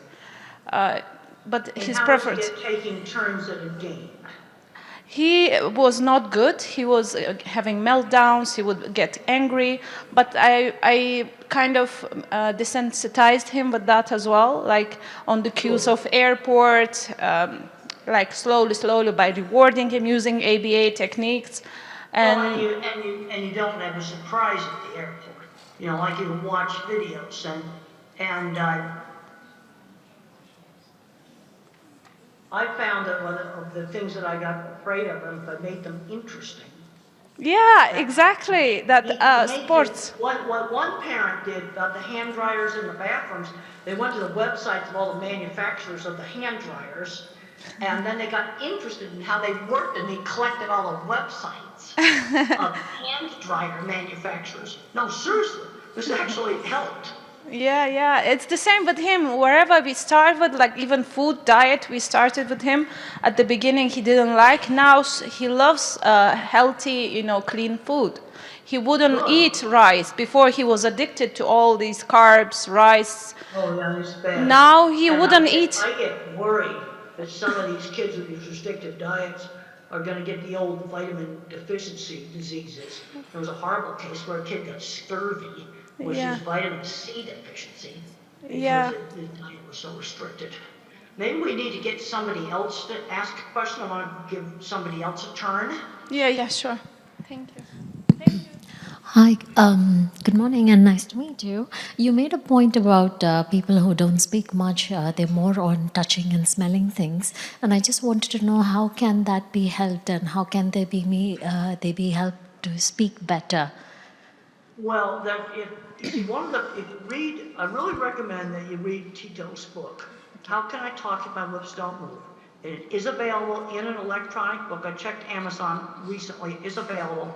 And he talks about vision being scrambled. Also, the Japanese boy in the sequel, which I think is a better book, he talks about being like a broken robot and having problems with controlling his movements. And if you have an older child or an adult that's either non-speaking or very poor speaking, I really recommend these books because it gives the inside view of their issues. And I don't have scrambled vision. I see just fine. You see, this is where autism has all these variations. But some of them get scrambled vision, and then smell and touch actually work. Those senses are giving accurate information, so then they tend to use them since they work. So the I really recommend, really recommend those books. I've got a PDF here. I'll just hold up that slide again of those books right there. If you have an older kid or an adult that doesn't speak, those books are going to give you so much insight. They type independently. Nobody's holding their wrist or their arm. They type completely independently, and they describe sensory scrambling. Now, I don't have this. I have sound sensitive. And then there's some, I had a student that had the problem with print jingling on the page. But see, this is where the sensory stuff is so variable. This is sensory problems a lot worse than mine is. Good morning. My question is how to teach taking turns. There is a child, 8-year-old. He struggles with taking turns. He can't wait. And while playing. That was the reason why when I was 3, we spent a big part of my therapy was learning how to wait and take turns in games. How do I teach? How do I do it? Like sometimes there's a video activity happening, and there are 3 kids.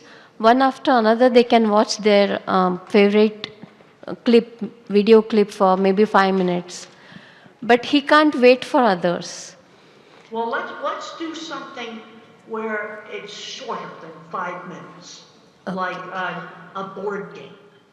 We played a lot of Parcheesi, which is a very simple board game where you shake little cups with dice in it, and you move little wooden pieces around on the board, and I remember grabbing that cup, and Mother said, "You've got to wait for your sister to take her turn." And something where it's not 5 minutes. Let's do some turn-taking thing where it's, 1 minute. Take a turn in Parcheesi takes 10 seconds. Okay, so I start with 10 seconds. The first activity should be very short.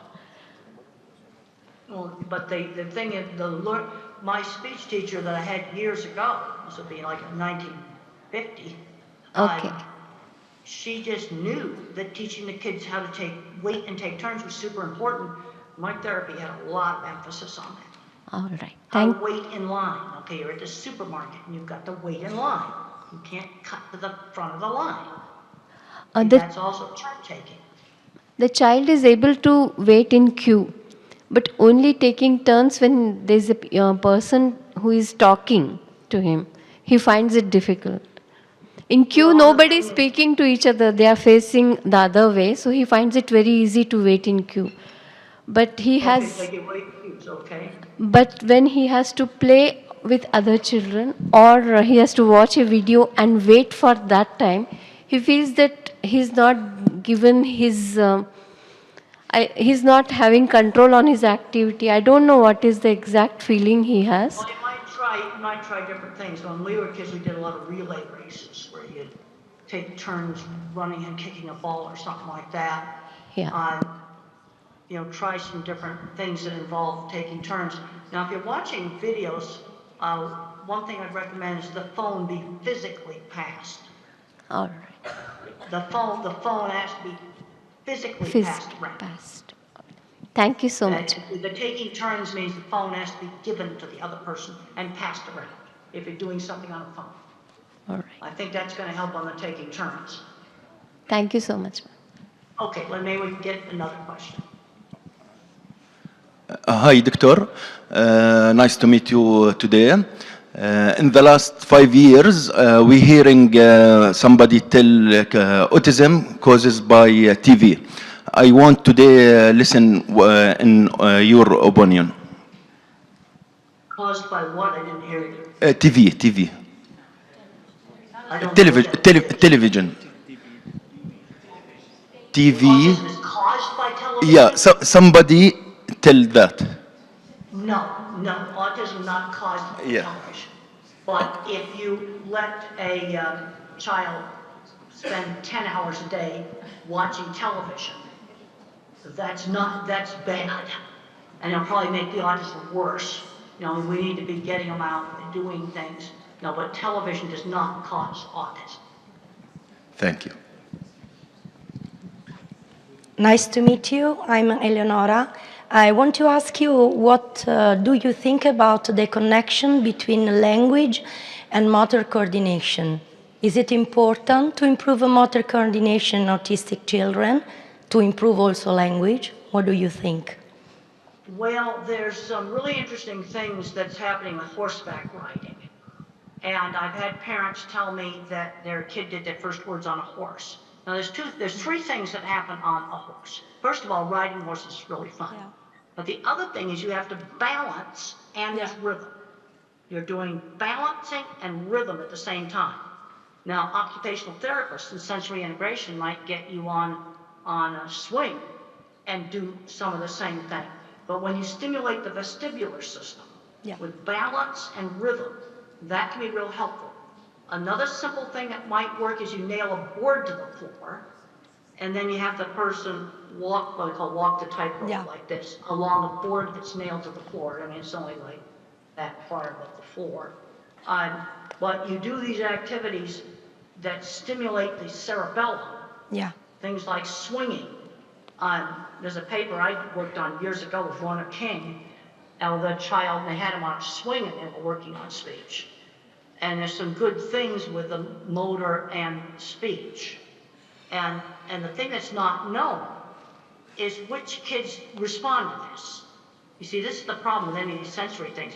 You know, it works on one kid and another kid it doesn't work. Okay, I worked on my squeeze machine. Some kids respond to deep pressure, other kids don't. This is where the sensory problems are real variable. But some individuals, they do swinging, balancing, rhythmic activities. That can help on speech for some individuals.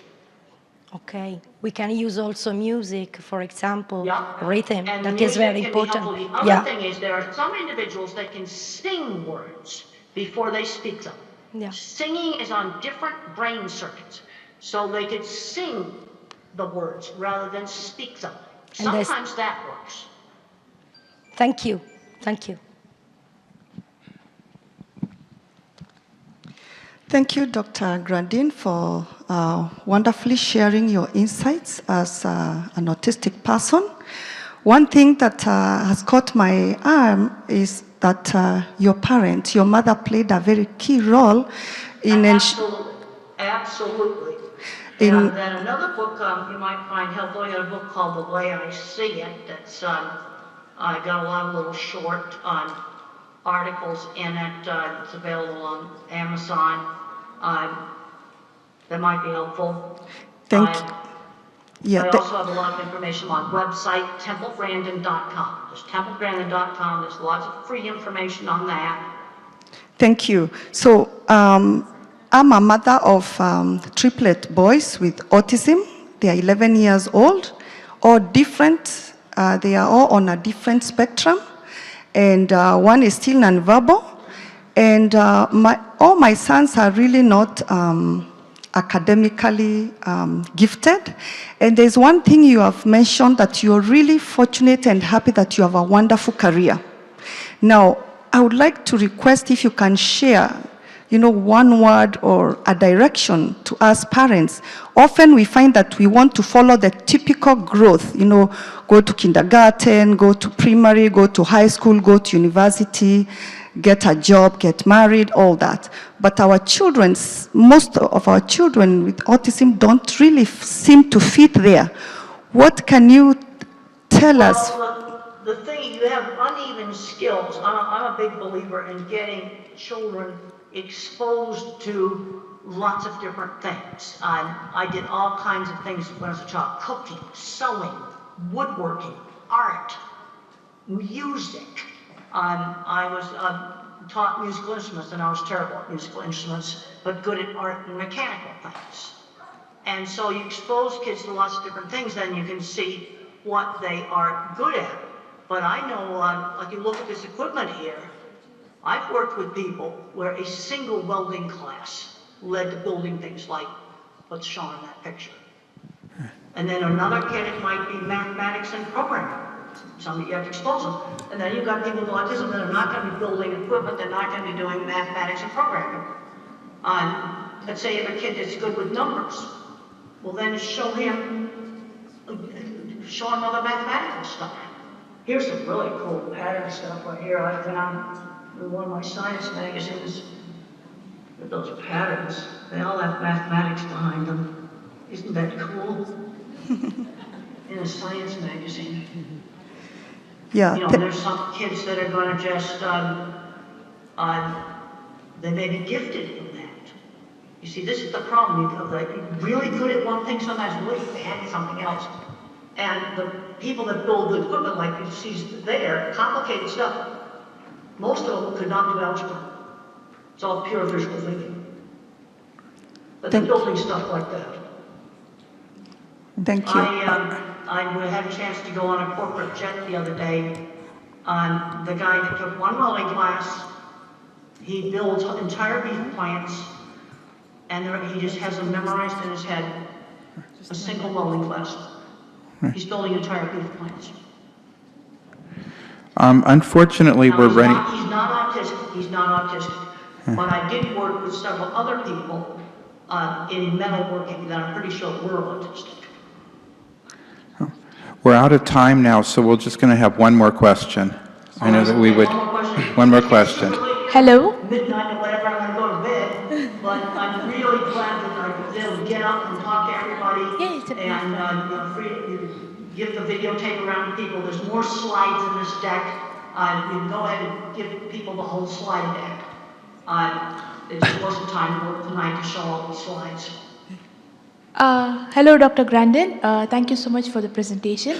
My question is, right now I'm working as a general practitioner, but when I was a teenager, I had a distant cousin who, at that time, he was 7 years old. He has symptoms of aggressive behavior and at times, but most of the times he's a very quiet kid.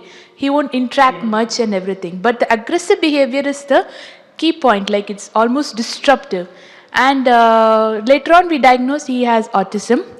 But how old was he when he was doing the destructive behavior? At 7 years old. And because of that, his whole family also have a history of mental illness, like other mental illness. It's stigmatizing, it's so traumatizing for all of them, especially the boy. So how to deal with autism children with aggressive behavior? I had aggressive behavior when I was 7. There was a penalty for it. There was no television for one night. For aggressive behavior. The other thing you have to look at, what is bringing it on? Is there a problem with frustration with communication or with sensory overload? Communication. We've got to make sure he doesn't have if the child is non-speaking, then you always have to make sure you do not have a hidden painful medical issue, like maybe an ear infection, urinary tract infection, acid reflux in their stomach, a toothache, something that's hurting that they cannot tell you about. I think he had meningitis. He had meningitis. I also have problems with things like getting aggressive when I was a child was worse when I got tired.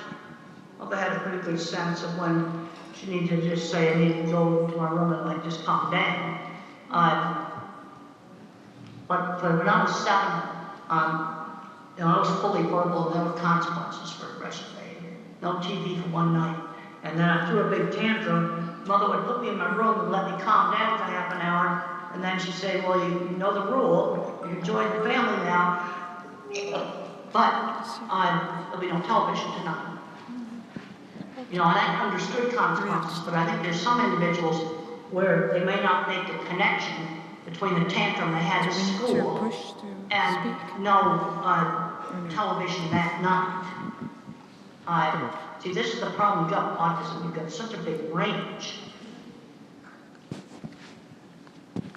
Okay, I think that was. And then you've got the autistic. You see, the people that I worked with that had the metalworking shop and all the patents, designing equipment, they would have been more than Asperger type. There would have been no speech delay. You see, this is where that Asperger type with no speech delay now has been merged in with the autism with speech delay. I had speech delays, so I was definitely not the Asperger type. And the people that I worked with professionally in metalworking would have been the Asperger type. But they had social issues. I'll never forget one of the jobs, I had to drag the guy out of the shop because before he got the plant engineer. We're out of time now. Thank you very much. Thank you for joining us. Thank you.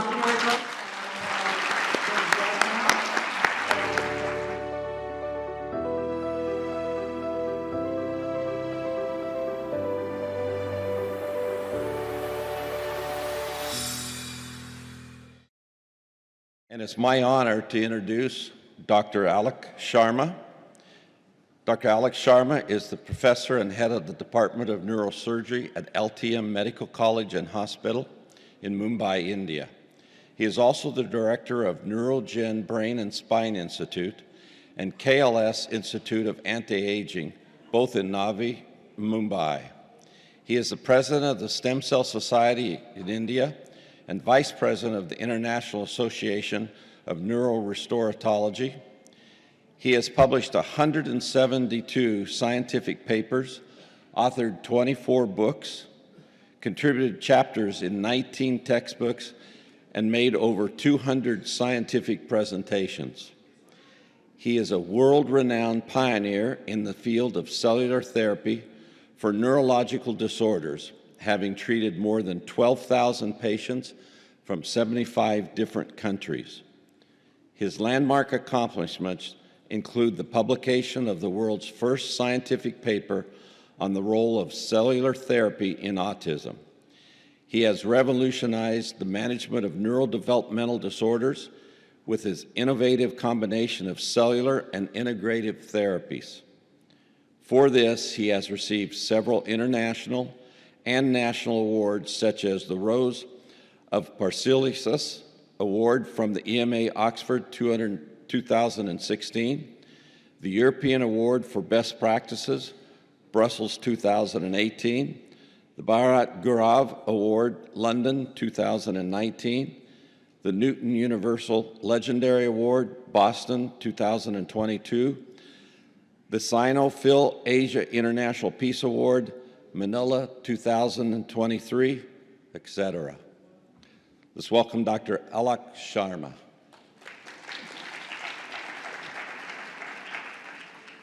This is truly amazing. To be in Dubai, to be at this wonderful international conference for autism and neurodevelopmental disorders, but most important, to be able to give a talk immediately after Temple Grandin.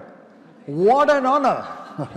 I had never thought in my life that, one day I'd be speaking after the legendary Temple Grandin. Temple, you're just so amazing. You're not you, your life, your thoughts, your work, your effort is not just an inspiration to people on the spectrum, to their families, but to all of us caretakers, researchers, and doctors in the field as well. So I'd like to begin by thanking Temple for the wonderful and amazing talk that she just gave.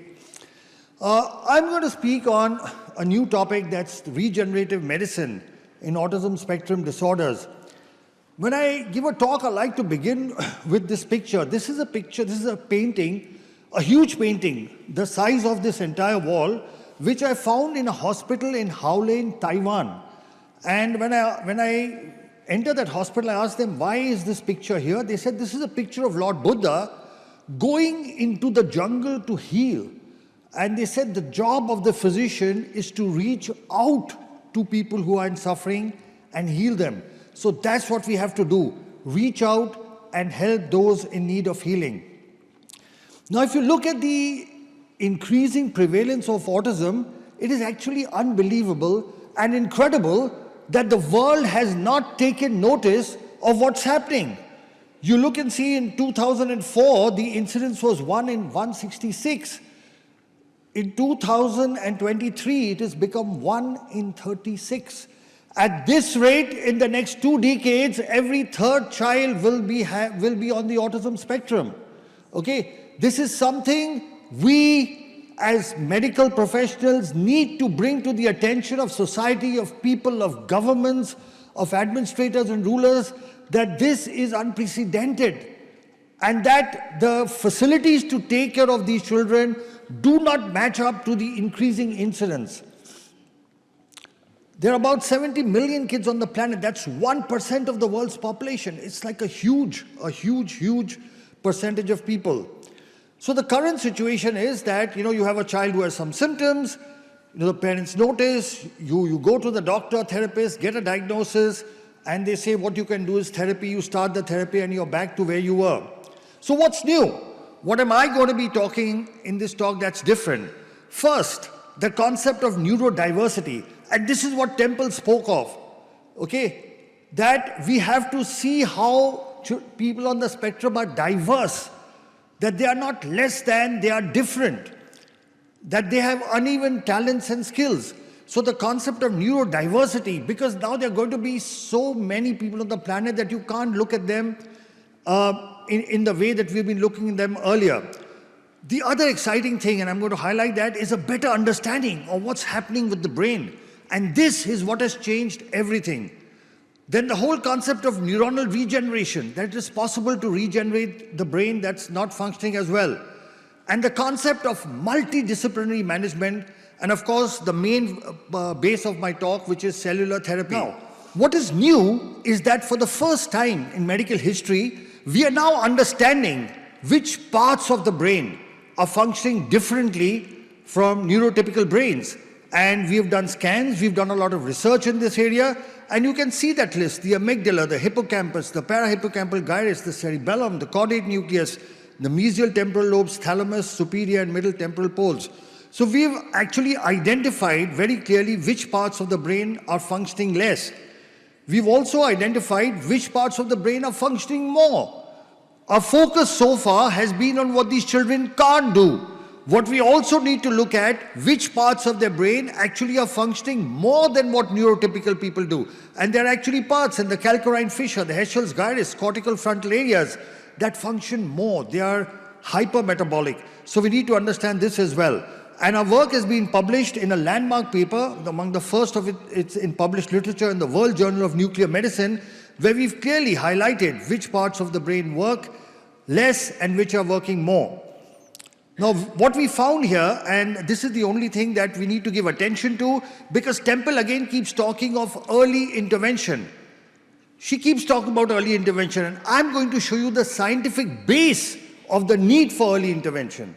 And that is this. If you look at this graphic, you will see that, you will see that the brain metabolism over the years keeps on declining.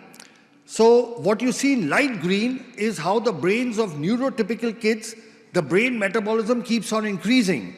Whereas children on the spectrum is the light blue, you can see it keeps on declining. What does this mean? It means the earlier we treat the children, the early intervention is there, the better results, because the later you treat them, the hypermetabolism is actually increased. So the old thinking was that once the brain is damaged, you cannot regenerate it, and the new thinking is it's possible to regenerate the brain through cellular replacement and repair. The other thing that has changed in autism is the concept of multidisciplinary management. So far what would happen is a person specializes in something and then that's all they would offer. So if you're a center that has occupational therapy, you focus on occupational therapy. You have a center that does speech therapy, you focus on that. But what is the need is a multidisciplinary management, which includes everything, all the things listed, and cell therapy, which I will talk about, is one of them. So there is no one silver bullet. The management of autism will be multidisciplinary. So look at that. On the left-hand side, you see a fractured bone. And I ask yourself, will you give rehabilitation to a person with that fractured bone? Would anybody give physiotherapy on a broken bone? Now look at the left. You go to an orthopedic surgeon, you get it fixed, don't you? And now you give rehabilitation. But in autism, we do exactly the opposite. On the left-hand side, the blue area is the hypermetabolic brain. We are giving rehabilitation on a brain that's not functioning optimally, and then we are expecting results of a normal brain. It won't happen. But through cellular therapy, you can see on the right-hand side, the brain has started functioning again. Now, if you give rehabilitation, you are bound to get better results. So cell therapy is a promising new modality where you use healthy cells to replace damaged cells. So that's the brain damage, and you can see that there is recovery. So now look and see what are stem cells. So the word stem comes from the stem of a plant, and just like from the stem of a plant, you can have leaves, fruits, everything else. There are some cells from which all the other cells arise. So the way stem cells work is they multiply, they convert into other cell types, they improve the blood supply, and they release certain positive growth chemicals, and because of that, they repair, they regenerate, and they replace damaged tissue. Cells are of two types. You can be autologous, when you take from the patient, put it back in the patient, or donor cells, when you take it from somebody else. There are different types of cells. You can get them from the embryo, but this is very controversial, so we do not use it. You can get them from the umbilical cord. You can get it from the patient itself, from the bone, and that's what we use. They are called adult stem cells, and induced pluripotent stem cells are in the research stage. So we work with adult stem cells because they are safe, they don't form tumors, they have no rejection, they are easily obtainable, and there are no ethical issues. There are different ways of injecting stem cells. You can inject it intrathecally into the spinal fluid, that's what we do, or intravenously, intramuscularly, through the nose or directly into the brain. How does cellular therapy work? We know the main problem in autism is there is hypoperfusion, decreased oxygenation, and problems with the immune system and inflammation. Cell therapy works through both these mechanisms. So here is a small video showing the three basic steps. What we do a bone marrow aspiration with a needle, separate the cells, and inject it back. The whole process has only 2 needle pricks. Let's look at a video. There you can see with the needle we are aspirating bone marrow. That takes 15-20 minutes. The bone marrow is put into machines. It separates the cells, and once the cells are ready, with a very thin needle we inject it back. Just 2 needle pricks. And we take cells from the child and put it back into the child. So let's review what the world literature says. So there are a total of 33 clinical studies, published papers, which show a 80% success rate. 33 worldwide papers. And if you see a review of literature, the world's first scientific paper was published from India. It was by us. We also published the 6th one. The others came from China, Italy, America, etc. So this is the world's first paper on cell therapy in autism, which we published in 2014. This was our paper, and it showed 91% of the patients improved. The second paper came from China. Here again, they showed an 88% improvement. The third paper came from the United States by Dawson, again showing 90% improvement. This another paper from the United States by Kimberly et al. Showing 90% success rate. This paper by Martinez from Mexico showing a 95% success rate. This paper from Vietnam by Thang et al., which showed a 93% success rate. This paper from Italy, which showed a 78% success rate. Now, this is a meta-analysis. This is a review of 460 patients. And at the end, in this paper, they summarize that cellular therapy is safe and that it improves patients with autism spectrum regardless of what type of cell we use.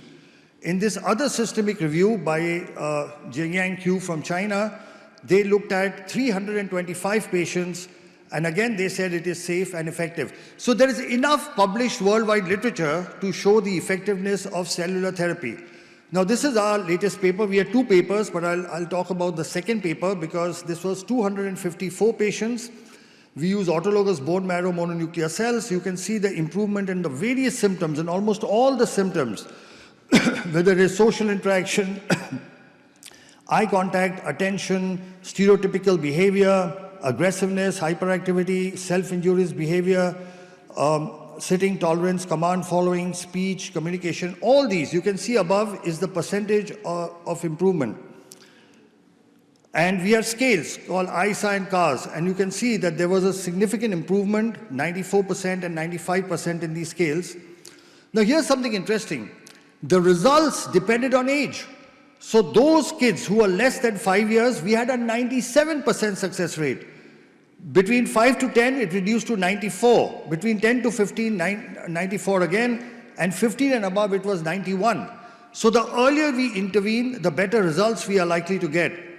Here again, you can see on CARS scale, again, 98, 95, 90, 91. So you can see that age affects the outcome. Now, what was the objective proof? Because one is clinical improvement. So in our study, we actually showed objective improvement. So above, this is a PET CT scan where the blue areas are the hypometabolic areas, the areas that are functioning less than normal. So you can see above all the blue. Now this is done on a Siemens machine.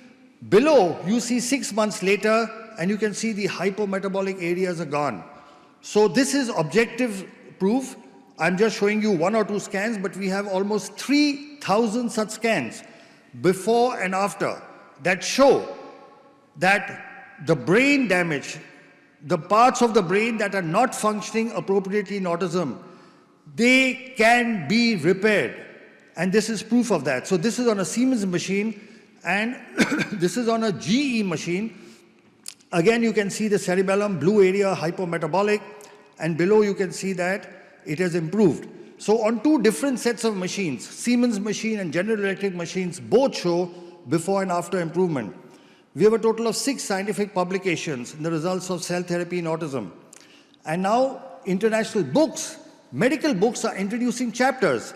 So in this book on recent advances in autism, there is a chapter, Stem Cell Therapy in Autism Spectrum Disorders, and they've asked us to write the chapter. So we've written the chapter for this book. Now this is data, what I showed you earlier was published. This data of 1,000 patients has been sent for publication. But just to give you an outcome, this is 1,010 patients. And again, you can see more or less similar symptomatic improvements. Again, the ICAN CAR scales, good improvement. Individual domains of ISA. And age-wise, again, you can see the same thing. Below 5 years, 89% improvement. Above 15 years, it dropped to 80%. And this is the analysis. You can see above the blue areas, the damaged areas, and below, after cell therapy, you can see that the brain has got activated. You can again see above and below. So complications. So we've had no major complications. There has been no neurological deterioration, no infection. However, one major concern is that 3% of our patients develop increased incidence of epilepsy when they already had epilepsy in the past. 10% of the patients get a spinal headache which lasts for 1 or 2 days immediately after the procedure, and there was some nausea, vomiting, local pain, etc. Now we've published this as a separate paper. People normally like to hide their adverse events. We've published a paper saying that seizures may happen as an adverse event because there is no treatment which does not have adverse events. But if you know it, you can actually manage it. So we've published this as well. Now I'll just show you a couple of videos. Just if you have little time, so yeah, we have some time. So I'll show you a couple of videos. There are 3 sets of patients from 3 continents. This is a child from America. Father was a cardiologist, mother is a nurse, and he's improved so much. Today, this kid is not only completely off the spectrum, this video is a little old, but he's topping in school and he's doing wonderfully well.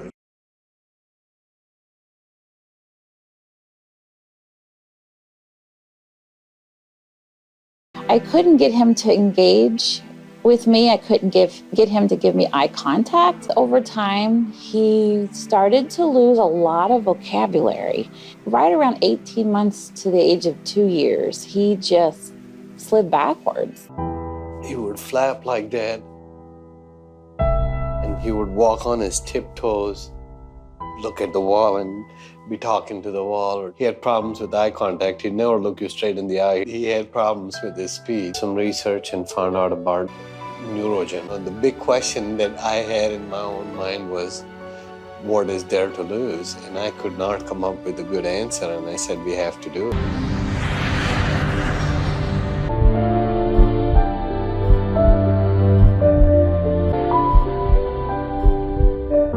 We started seeing better eye contact, definitely a difference in his engagement with us, with his sibling, his mood. He was so much calmer. Now he's all about taking his own shower. I have to just prompt him to get out, but he'll wash himself and he'll put his clothes on. Saw the PET scan images. I can't tell you the word, we were just so excited and thrilled. The areas that were hypoactive or non-active were warm. There was activity there. Ganesh has gone from the 3rd grade, 4th month reading level to a 7th grade first month reading level in 5 months.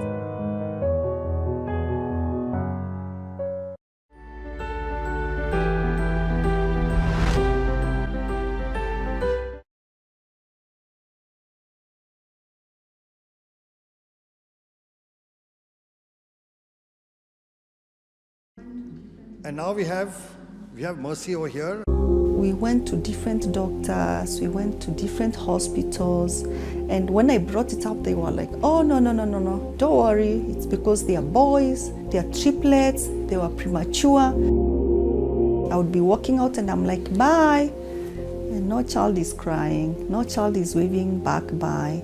And by then, for sure, I knew that they should be doing that. The children had this behavior of disappearing. In fact, Eric disappeared 3 times in the middle of the night. The biting, the spitting, the scratching. How are we going to stop this behavior? We went to see the neurologist, and in 5 minutes, he said, these children are autistic. As parents, it was very traumatizing. First of all, we didn't understand what autistic means. So I decided to really get to read a lot about autism. I remember the first time I read about stem cell.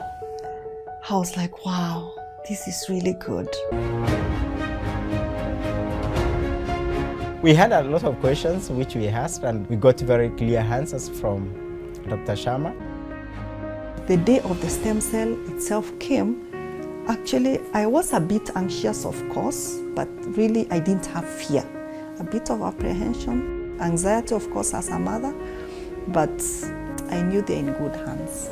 We put a needle in this pelvic bone and then we take out the bone marrow, which is the fluid inside the bone. The pure stem cells, once they are ready, a thin needle is inserted into the lower back. We inject the stem cells into the cerebrospinal fluid. It flows all the way up to the brain. Things that would have taken probably years to be accomplished in my sons, in like 8 months' time, we've really been able to come very far. Rinse with water. They used to defecate on their clothes, but now they can use the toilet. We've seen a lot of improvement in terms of spitting. The tantrums have reduced. Sleeping used to be a problem before, but at the moment, he is taken to his bed, it takes a few minutes and he is asleep. You see my son's cycle. You try to make them understand what it is to pedal, and they couldn't. But after stem cell, when we arrived in Kenya the following day and we went out, and these guys could cycle.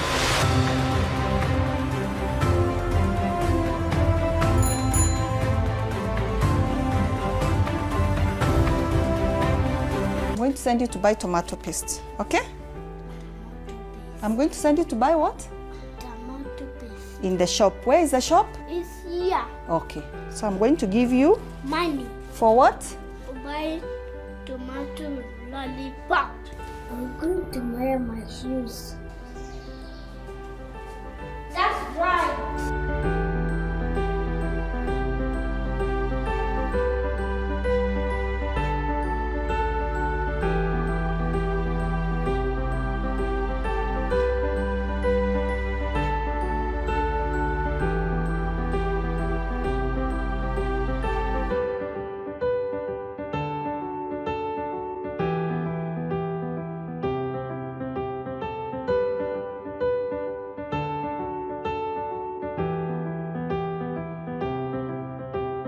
Parents ask me, so do you really think stem cell works? And I'm like,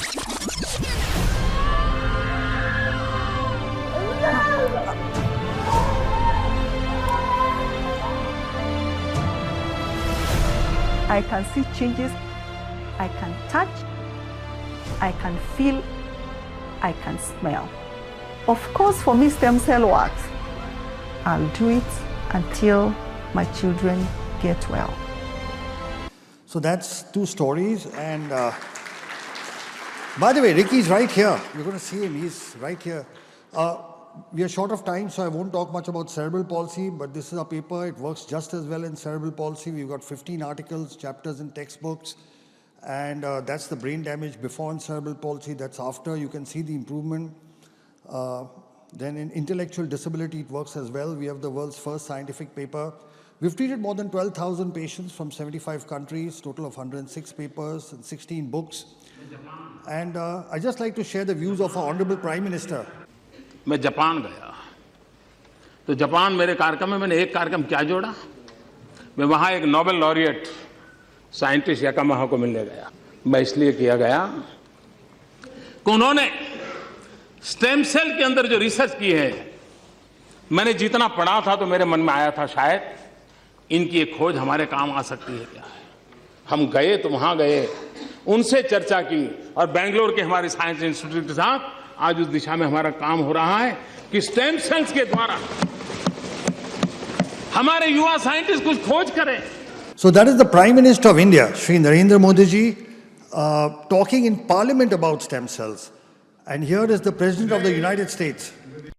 Today, with the executive order I am about to sign, we will bring the change that so many scientists and researchers, doctors and innovators, patients and loved ones have hoped for and fought for these past 8 years. We will lift the ban on federal funding for promising embryonic stem cell research.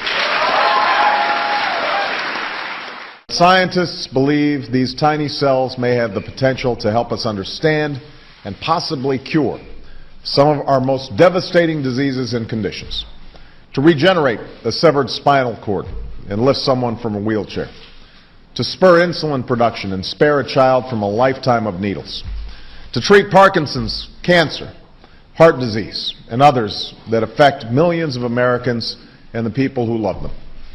There's no finish line in the work of science. The race is always with us.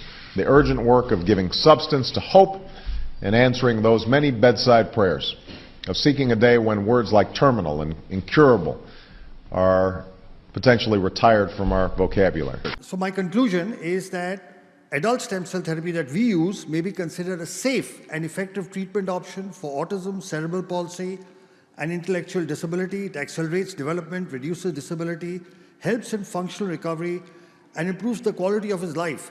We heard the two biggest democracies in the world are India and America. You heard the Prime Minister of India speak of stem cells. You heard the President of America speak about stem cells.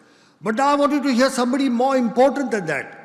The child you saw in that video, he's right here, Ricky. Ricky, say a few words. Talk to the audience. Thank you. Say something.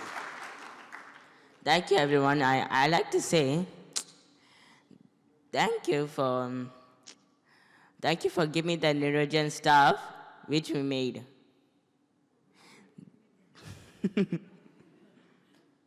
This child could not speak. This child could not go to school. Today he's standing in front of you and giving a speech. Let's give him a big hand. Thank you. Thank you, Ricky. Come. Thank you, everybody. Thank you, everybody.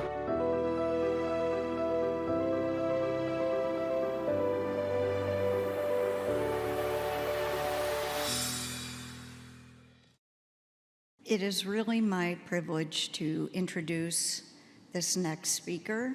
When Dolly told me that I was going to be introducing him, I said, "Are you sure you want me to introduce him?" Well, I'm here, so I guess she was sure.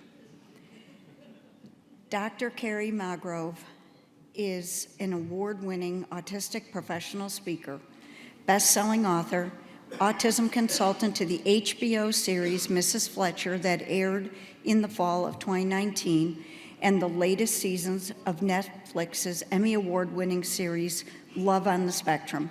If you haven't seen that, you really need to watch it. It is very, very good.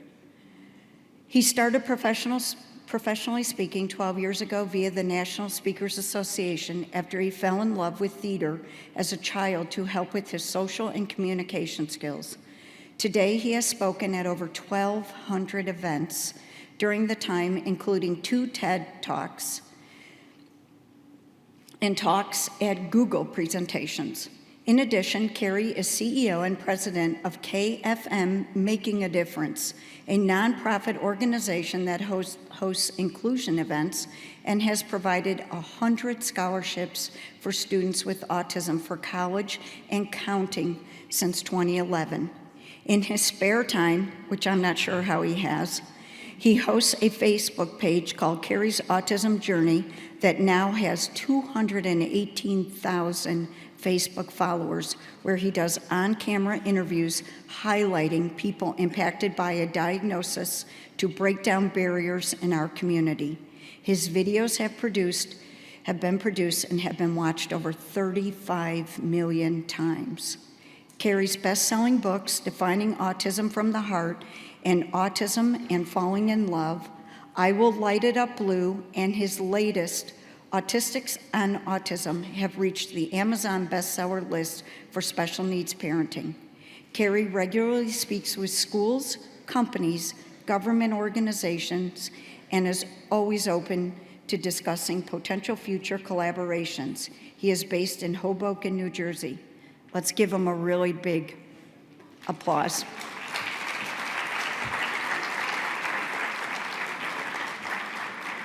He's got a video that's supposed to be starting.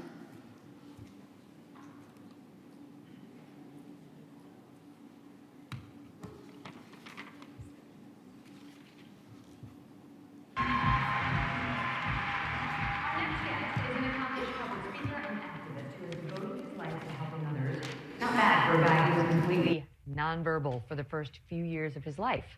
But once Kerry Magro found his voice, he had a lot to say. My parents have always told me I'm special, so why am I special? And then later on, I realized that I'm even more special because I have autism. Kerry Magro's childhood was marked with rough patches. He was completely nonverbal at age 2 and diagnosed with autism at age 4. I just remember having difficulties trying to explain myself to the world around me. When Kerry did speak, he struggled to express himself.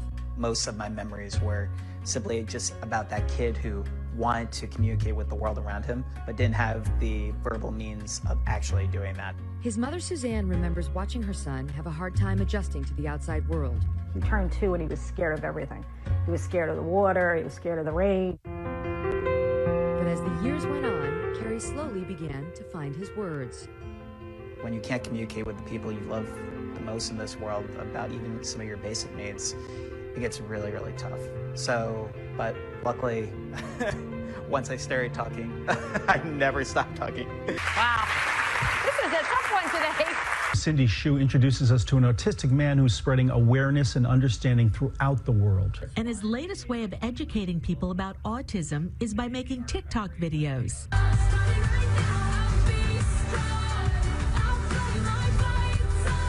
It received over 4.1 million views on TikTok, and I just had so many parents, educators, family members who just wanted to learn more about autism, and they were like, keep going, keep doing what you're doing because it's making a difference. In college, he started a nonprofit called KFM Making a Difference, which awards autistic students with college scholarships. He later earned his doctorate in education.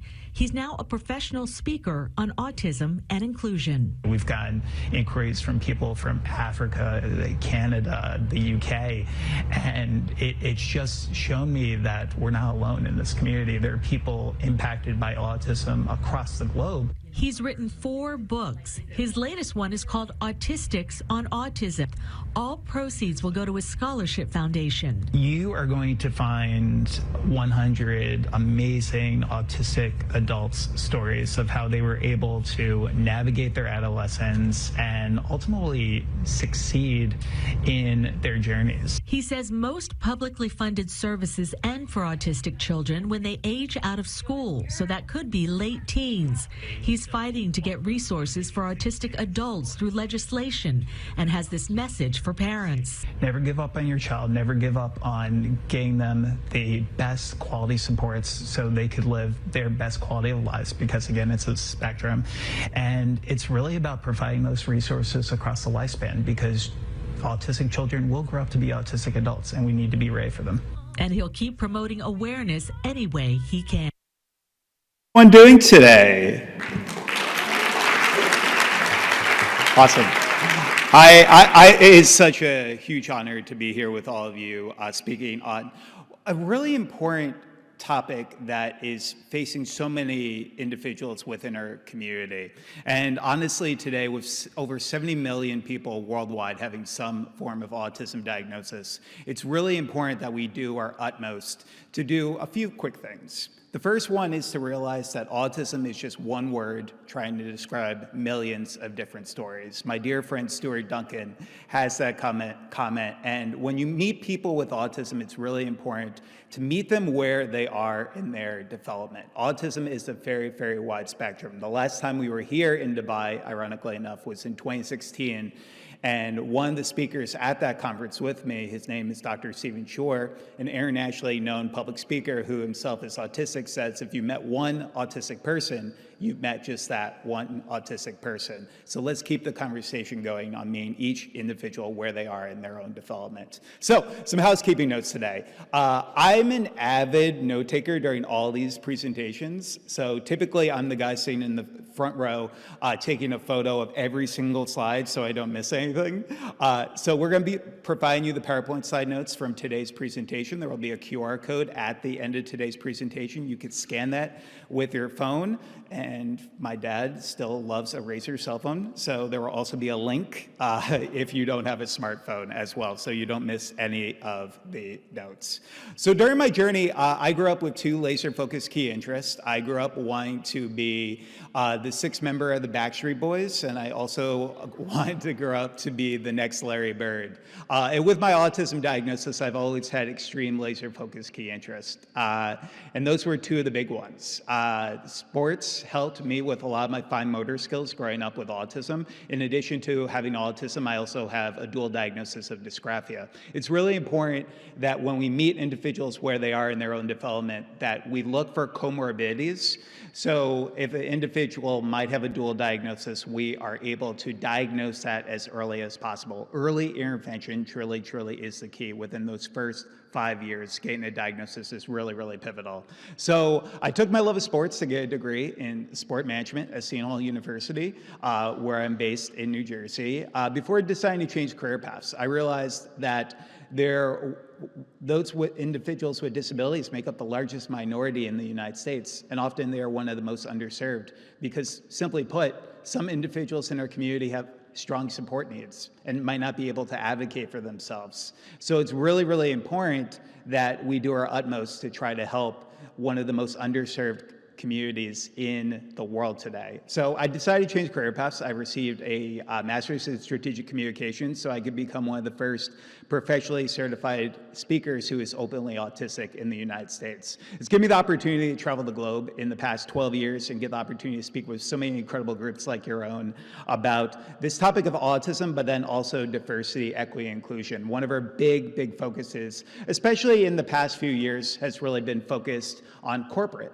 and really focused on helping those with autism find meaningful employment and tapping into one of the most untapped talent pools that employers should consider. So really quickly today, and again, this was a journey, I want you to imagine something really quickly. Imagine not being able to tell your loved ones that you love them. Not being able to speak in full sentences until you were 7 years old. Having sensory challenges to the point where you felt like an alien compared to other people. Being such a picky eater that any time your parents tried to introduce you to a new food, it made you cringe. This used to be my life. When I was a kid, there were so many people who told me what I would never be able to do in this life. They would also tell me that I would have a photogenic memory, that I would be really, really great at math, and when I turned 21, my parents would take me to Las Vegas with them, and I would win them $88,000 on the blackjack tables. Prototypically, I was considered a Rain Man diagnosis. I was considered a savant, but I was also considered somebody who had a lot of limitations in his life. So what helped get me to where I am today speaking in front of all of you was over 15 years of occupational speech and physical therapy. There's no one-size-fits-all when it comes to our autism community. One of the first movies I ever got the opportunity to consult on was a movie from Warner Brothers called Joyful Noise, starring Queen Latifah and Dolly Parton, based on one of the characters in that film having autism. And Queen Latifah's character has a great quote in that movie where she says, "When things don't fit in a nice, pretty box, you build a bigger box." And that's what we have to do for individuals in their autism community. And my mom, love her to death, she's here with me today, had the opportunity to really create a bigger box for me, and that's why I'm here today. I love you, Mom. So, thank you. And now she's going to be blushing for the next 30 minutes, so I am so sorry for that. But she found what worked for me. She found that occupational speech and physical were integral. Using my key interest of being the sixth member of the Backstreet Boys to find music and theater therapy as an integral way of helping me with my sensory processing challenges. Also including reward systems and token systems as a way of helping me build on my self-motivation, especially when I was initially diagnosed with autism when I was 4 years old. And then also positive reinforcement practices. Telling our kids what they are good at the beginning of each day can really help provide a positive mindset for them in their academics every single day, but also their lives as well. And then also self-advocacy. It's so important in our society that we teach our kids about their diagnoses at earlier ages, because I grew up knowing I was special, but not knowing what that meant. So for years in my life, it was just me going to specialized children's hospitals and finding services and seeing kids lining up blocks and lining up their toys. And I was always like, these individuals are special just like me, but why am I special? And it was so life-changing to learn about my diagnosis. So my background today, I would say about 80% of our annual referrals are in speaking with diversity, equity, inclusion groups, employee resource groups, about tapping into this untapped talent pool. Some of the things that you should know is that those with autism, on average, are more likely to stay at a job longer. They are more likely to take less time off from work. And when we talk about the majority of reasonable accommodations, I speak to so many companies, even globally, who say, well, Kerry, I'm not sure if I could actually hire somebody who's on the autism spectrum because I think it's going to affect the bottom line. And a lot of people don't know this. The majority of reasonable accommodations cost absolutely nothing. And when they do, it's typically just an onboarding fee of around $500 to $1,000. So let's start changing the conversation. I took my love of theater when I graduated from college to really just get involved with the entertainment industry. I got to meet a wonderful man named Todd Graff, who was directing this movie called Joyful Noise. And I told him about how theater had an impact on me growing up on the autism spectrum. And he was like, Kerry, would you like to be a consultant on this film? I didn't actually know this was a job that people could get paid for, and I thought I was getting punked at the time, and I thought it was just like a practical joke that my parents kind of like threw at me from like a family friend. But within just a few days, I was working on this Hollywood film with one of the characters having autism, and we've now got an opportunity to work on a wide range of films and TV shows today that focus on autism-related characters, because representation truly, truly matters within our community, and seeing more individuals with disabilities on the screen today. I took my love of trying to support the disability community to start a 501c3 nonprofit organization called KFM Making a Difference, where we provide not only peer mentoring for individuals with developmental disabilities from the ages of 16 to 24, but we also provide 130 scholarships for autistic students to pursue a post-secondary education in the past 9 years. And 100% of our 100 of our scholarship applicants actually wrote a chapter for our book, Autistics on Autism, where 100% of the proceeds from this book that came out last year go directly back to support our nonprofit organization. So along the way, one of my mentees, when I was just starting off my nonprofit, said to me, Kerry, how do I learn more about the autism community from people who are actually impacted by autism? And I didn't have any resources to share with him, really. So I thought to myself, why not write a book? I assumed it would sell 50 copies and be a good Christmas gift for my parents. When my first book, Defining Autism from the Heart, came out, focused on self-advocacy. But within 3 days, it became an Amazon bestseller for special need parenting. And it continued to give us a platform to discuss autism within our communities, writing books about autism in relationships, college for students with disabilities, in addition to how we look at this life after lockdown, after COVID-19, how we could support individuals with developmental disabilities. And one of the most fun things I get to do as part of my job is I get to meet local self-advocates, and I get the opportunity to nurture their self-advocacy. We got to meet this incredible family that I wanted to highlight with all of you today because it's a unique message that I hope more people in our community can really relate to. So we're going to play this video, and fingers crossed tech works. Yeah. You have two sisters, Rachel? Both sisters. Both sisters. JJ, what do you like to do for fun?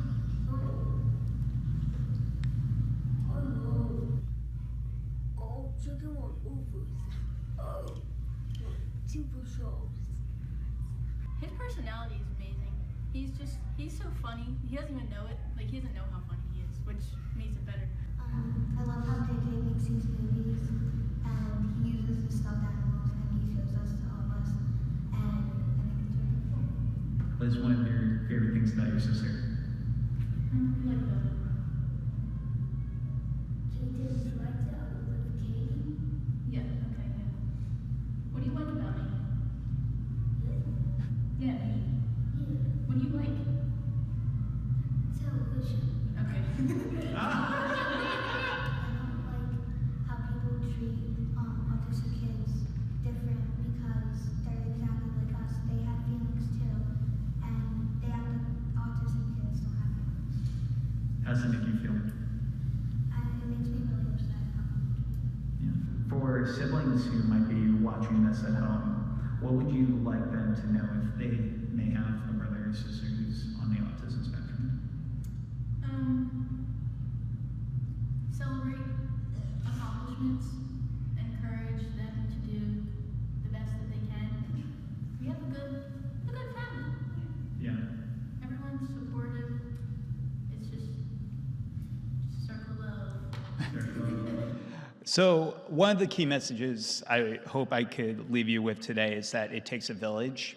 And you have to realize that regardless of where you are in this journey, whether you're an educator here today, a therapist, a parent, or a self-advocate, it's important to know that every single individual in your lives can hopefully become part of this village to make sure that we're providing reliable autism resources across the lifespan for our over 70 million individuals who are autistic today. So every single place I go to speak, I've had the opportunity to travel the globe and get the opportunity to share my story, but I realized that many individuals in our local communities didn't have an opportunity to share and lift their voices. So I started a video series as part of my Facebook page, Kerry's Autism Journey, where we now get to not only nurture self-advocacy in these young individuals, but also give them a platform to hopefully break down barriers and biases within our community. We've highlighted everyone from a 6-month-old with Down syndrome in the Bahamas all the way to an Army veteran with cerebral palsy who didn't tell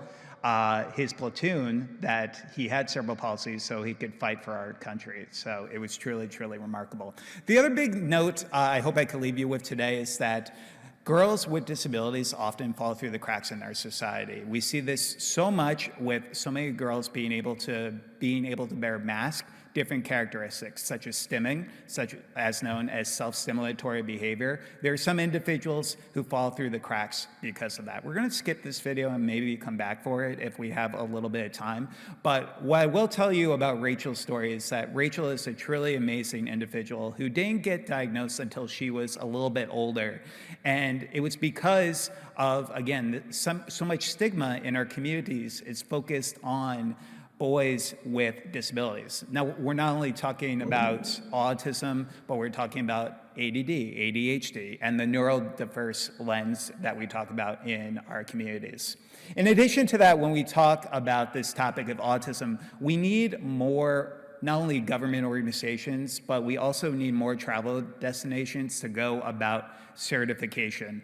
I've had the wonderful opportunity to collaborate with a group called IBCCES, who do certified autism centers around the country. We just spent yesterday at Aquaventure at Atlantis, and they are a certified autism center. We got to see sensory guides that they had for different rides, which told you how much sensory processing each ride specifically had. And it was just so amazing to see the structure there, especially to bring families of autistic children to our parks. It was truly an amazing thing to see. In addition to that, when we talk about this, it's also just great to reduce stigmas. One of the great things about certified autism centers is that they train up to 80% of their employees on autism and sensory awareness in the hopes of helping these individuals understand a little bit more about how to approach our community. So how I got involved in making the world more inclusive, my interest in certification started with wanting to host more sensory-friendly meetings in my home state of New Jersey. For the past 10 years, I've played an autism and sensory-friendly Santa Claus, where we had the opportunity to meet children with disabilities at their level to really, truly support them, especially from a sensory processing perspective. So I decided to join a board called IBCCS based in Jacksonville, Florida in 2019 to support this community. So during my work in public speaking, one of the most interesting experiences I had was when I was speaking at a Fortune 500 company, and we were speaking about diversity, equity, inclusion, and one of the individuals in there asked me if every single person who has autism grows up to be the good doctor. If anyone has seen The Good Doctor is a show on ABC focused on Dr. Sean Murphy, a savant who is on the autism spectrum. And that's why we need to make sure people realize that autism is not only in children, but there are going to be individuals in our workplaces that you meet in the future who are also going to have these diagnoses. And not every single person you meet will end up fitting in this lens of the Rain Man, good doctor stereotype. So that's the other big thing. We have to realize that autism has no look. Typically, the two most common things people say to me when they come up to me for the first time is they say, Kerry, you have autism, but you don't look like you have autism. And then also, Kerry, you have autism, but you look so normal. Disability has no look. And it's important that we not only discuss this, because it's also important about promoting kindness. When we talk about our society, there are going to be people that you meet who you're only going to see the challenges that may face on the surface. You're not going to know what's going on in day-to-day lives. So one of my biggest challenges, though, was sensory related. I grew up having a hypersensitivity when it came to loud noises. I would wear earbuds in my ears. I would wear sunglasses in many of my classrooms due to fluorescent lights. So luckily, though, I had not only a great occupational therapy team, but I also had an in-house occupational therapist who truly, truly helped me. And this is a global movement that we're seeing. There are more groups that want to go about certifications because they realize that it's not only the right thing to do, but it also demonstrates high ROI, because at the end of the day, more individuals are likely to buy products from groups that patronize with the disability community and support those with disabilities. We were so excited to see that Mesa, Arizona became one of the first autism certified cities in the globe. And they have done a remarkable work, not only to provide certified autism centers for first responder groups, but also their businesses and travel destinations as well. And in addition to that, Dubai recently announced it plans to become the first certified autism destination in the Eastern Hemisphere. Give your guys yourselves a round of applause. That's really, truly, truly remarkable. And we need more individuals like yourselves championing this cause. So we applaud Dubai for taking the necessary steps to make certifications like this possible, realizing the importance of the autism community. One of my favorite experiences I've ever had was at a certified autism center. After growing up as somebody who struggled with textural issues and having issues with water on my skin, there was always something soothing about playing with animals in the water. So I got to go to the Discovery Cove in Florida, which was a certified autism center, and we got the opportunity to swim with dolphins. And I have terrible balance issues. I can't ride a bike for the life of me. And in the water that day, I was having some challenges because the land was very, very tough. I also have flat feet, so that didn't help the situation. So I was at Discovery Cove, and one of the best things that somebody did for me there was just showing me compassion. They not only showed me compassion in being able to just hold my hand while I was going in the water to swim with the dolphins, but they asked questions when they were unsure about something. I think some of the easiest things that could help our autism community are some of the things that just make the most common sense in the world. Continue to ask questions when you're uncertain about something, and then also pursuing competence. They pursued competence for me every single minute that I was there at that park. And that's truly why I love the idea of certifications in our local community. In addition to that, other things to consider, autism and the majority of disabilities are lifelong. While early intervention is the key, those first 5 years are pivotal, we need to realize that people don't cure themselves of having autism. We spoke in Egypt a few years ago when we were laying the pyramids of Giza blue, and I was just talking to somebody about this earlier, and one of the parents asked me if exorcisms could cure autism, and I was like, oh, wow, that's an interesting perspective I haven't heard from before. It just goes to show that the education truly needs to be there in more of our local communities, because if you don't have that personal connection, and just by a show of hands really quickly today, how many of you know of somebody who's on the autism spectrum? And if you feel comfortable, how many of you have a sibling or a family member who's on the autism spectrum? Okay. And if you feel comfortable enough, how many self-advocates are here today? Yeah, we have quite a few. It takes a village, and using your voice can truly make such an important change within our community. Another key message I hope I could leave you with today, if it isn't written down, it didn't not happen. Documentation is so important, especially when we look in 2023. Hearsay is something we really can't get behind anymore. We need to make sure that we're not only documenting in our workplaces, but also for our kids. I think it's important for every therapist and educator to have a journal where they can document for their child, look at short and long-term goals that they have for the individuals, but also helping the parents understand about their developmental milestones as well. And I truly believe this message right here. I think schools should truly have a mandatory class that you get credit for, where you learn more about people with diagnoses.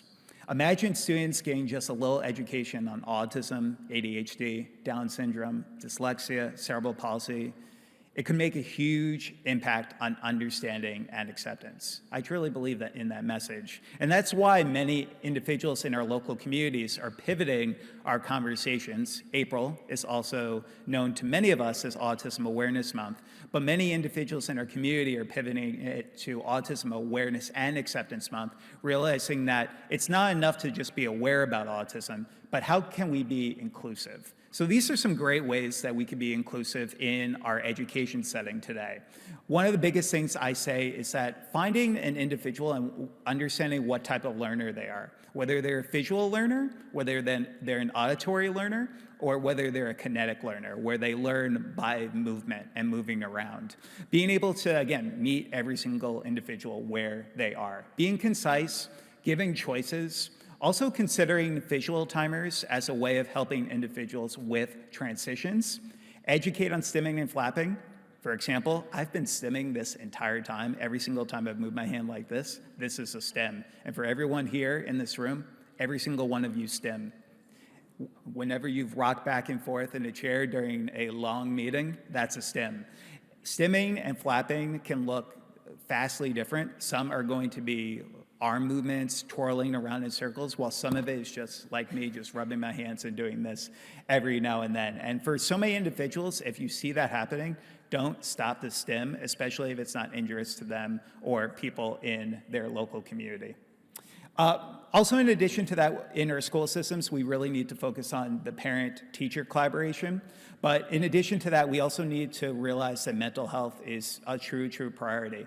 We need to defeat stigmas that see autism as a mental health disorder, but we do need to realize that some people with autism have mental health-related challenges and comorbidities. So connecting on people on a personal level, but also researching social emotional learning as well can be really beneficial.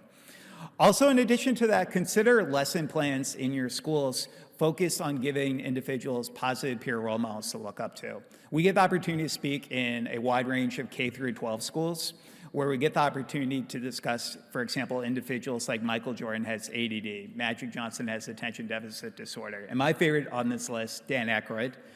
Dan Aykroyd grew up with 2 laser-focused key interests. He grew up wanting to be a ghost hunter, and he grew up wanting to become a crime detective, and he took those 2 key passions to co-write a movie in the 1980s called, does anyone know what the movie is? Okay, sorry, karaoke with us later. We'll be outside during the lunch break. But it's so true. And years later, he would sit down with a reporter and he would say that it was because of his autism diagnosis was the reason that he was able to come out with that script. So when we look at some people with disabilities, realize that some people with disabilities are truly capable of amazing things. In addition to that, it's important to rule out SMA-associated mental health conditions as humanly possible as well. And that was something my parents did for me.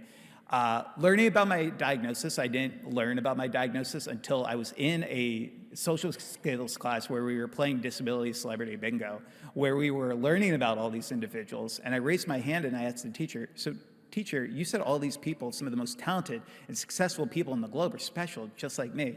So why am I special? And she said I had to talk to my parents about that. So I talked to my parents about it right after school that day, and that was the first time they ever told me that I had autism. And it was life-changing.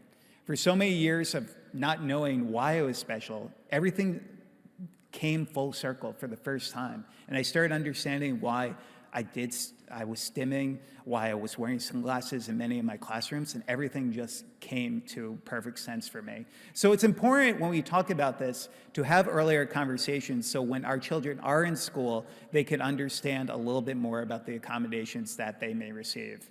Also consider having a dialogue with parents that you may know about the importance of a child's diagnosis as well.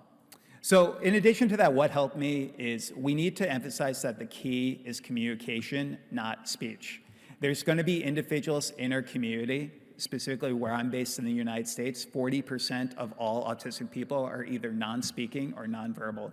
But one of the stigmas we have is that a lot of people think that they are unintelligent and have a low IQ. And that couldn't be farther from the truth. Most people on average, especially in the United States who are nonverbal, have an average to above average IQ. So we need to realize that also the key is communication, not speech, but just because somebody's nonverbal does not necessarily mean that they're unintelligent. There's some great global tools that you can use to understand how individuals in your communities communicate, such as the communication matrix. This is a free benchmarking tool that helps assess how individuals communicate within our local communities, from things like pre-attentional behavior, intentional behavior, and then also unconventional, and also helping you understand the differences between nonverbal and non-speaking, because there's a lot of stigmas around that. Nonverbal literally means no noises at all, no babbling at a certain amount of months a kid is growing up. Non-speaking could be something completely opposite of that. In addition to that importance of peer mentoring, I truly believe that every school system around the globe should have a strong peer mentoring program because it just makes sense. It doesn't affect the bottom line in our schools. Typically, it just takes an academic advisor 20 to 25 hours every academic year to put into place to give kids positive peer role models. It not only has been shown to lead to decreases in depression, anxiety, but it also helps from a bullying prevention perspective as well. And then social connections can lead to academic success. We need to educate our schools about the importance of providing more elective opportunities, but also more unified classrooms as well, helping individuals with and without disabilities be able to interact, not only to become more inclusive overall, but to help them have those social connections because a little awareness can truly go a long way.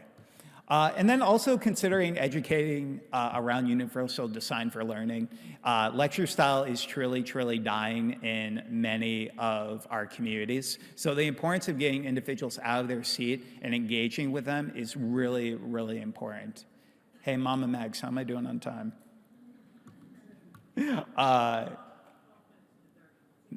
Nice, nice. See, I put her to work. Guys. Encouraging parent involvement can also be, and she'll be blushing for the next 12 minutes too. It's amazing. I love you, Mom. I love you.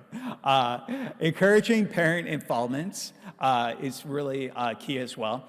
I did my dissertation. I got my doctorate in education at New Jersey City University, so I could become an adjunct professor while I continue my full-time job public speaking. And I did a qualitative study focused on the perception of resources for parents of children with autism who are in online communities.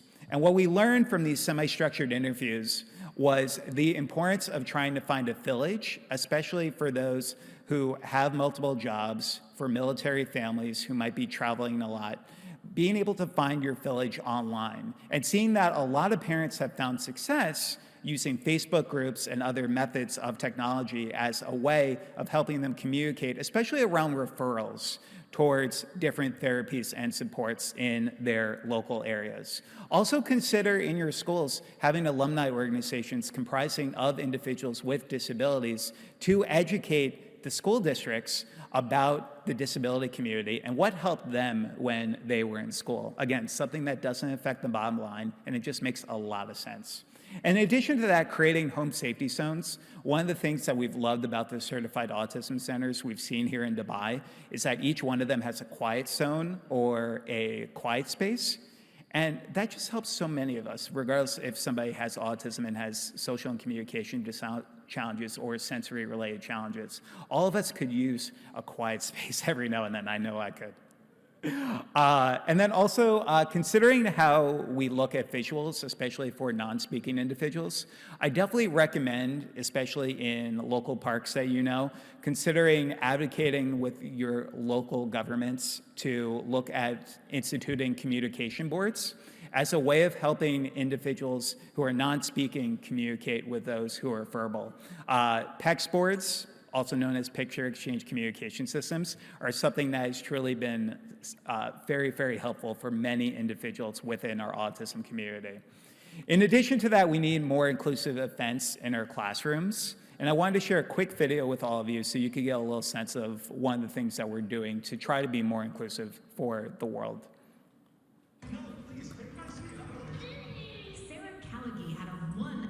Meeting with Santa. The 8-year-old has autism and is nonverbal.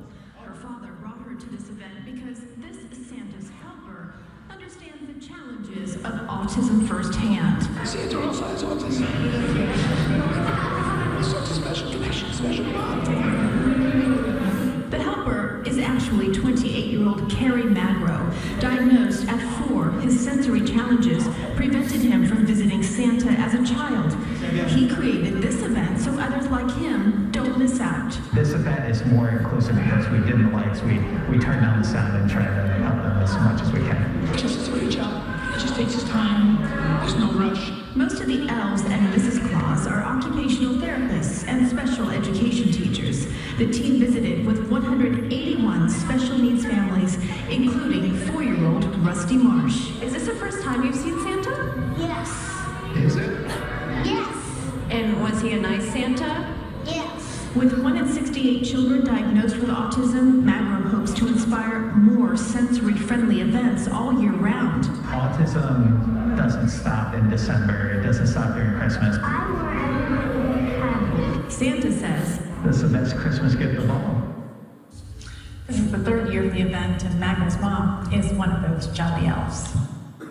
So the girl in the last slide that said, I want everybody to be happy, we're actually working on a children's book together right now that is going to be focused on autism and sensory-friendly Santa, where I believe most of the proceeds will go back to our scholarship program as well. So it's just important overall when we talk about these sensory-friendly inclusion events.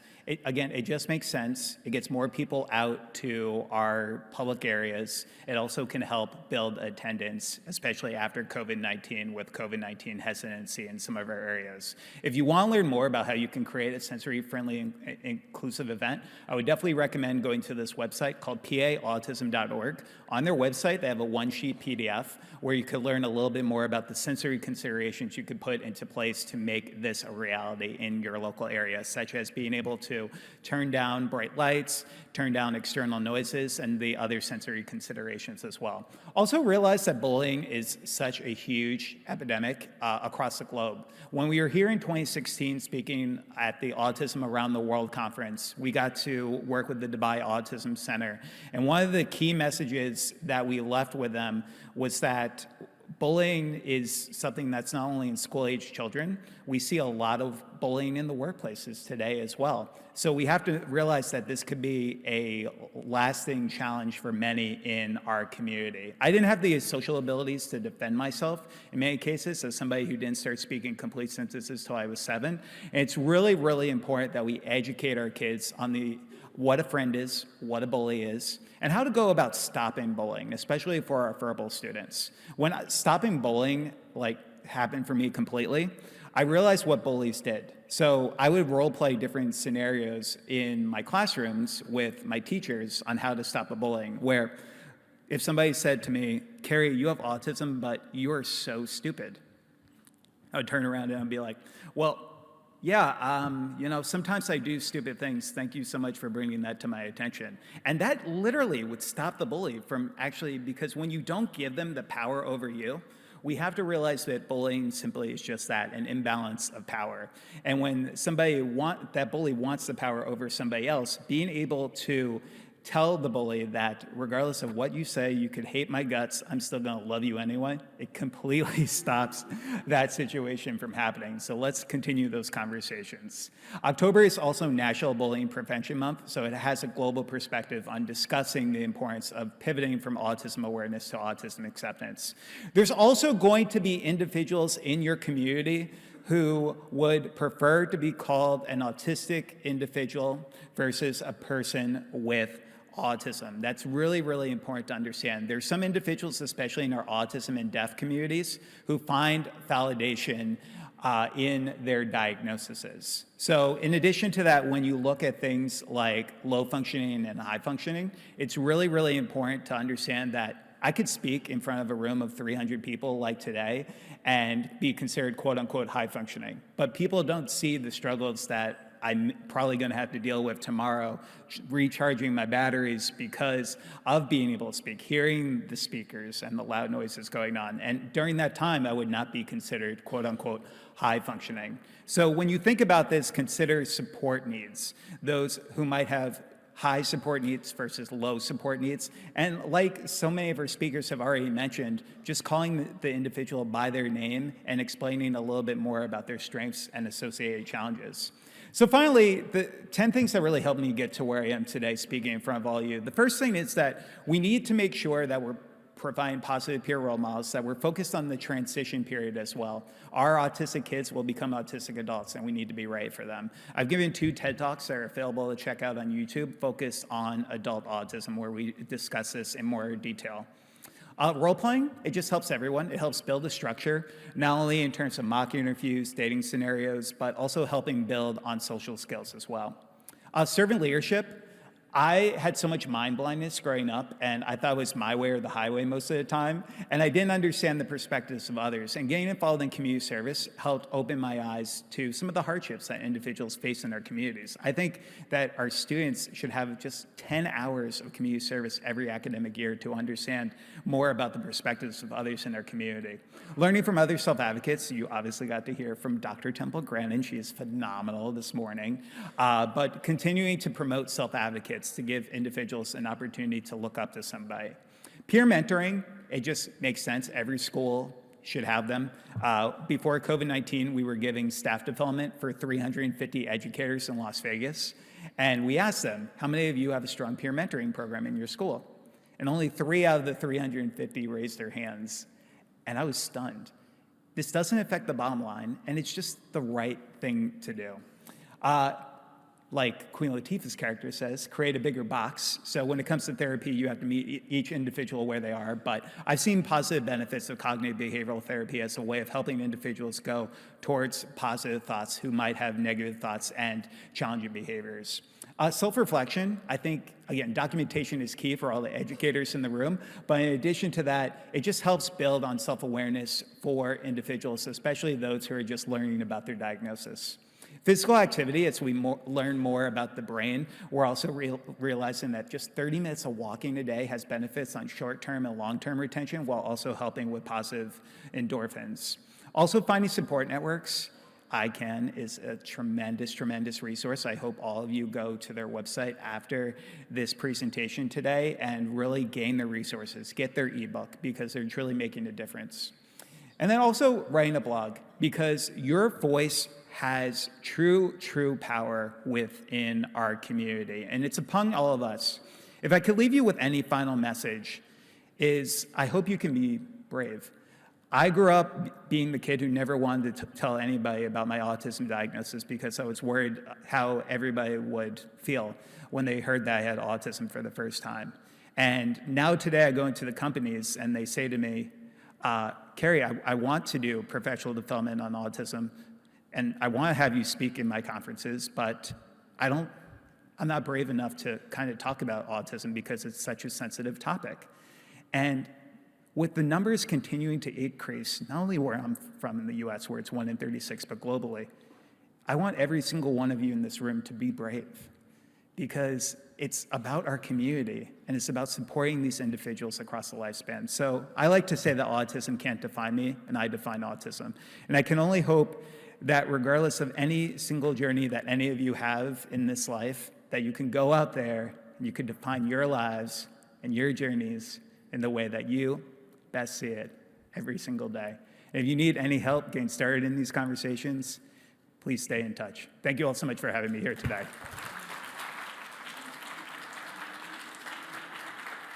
Yeah, so just one small announcement that we have. We would really love to felicitate Kerry's mother, and we would like to call upon Miss Mercy, as she's as well a parent, and hand over the award to Kerry's mother. Ma'am, please.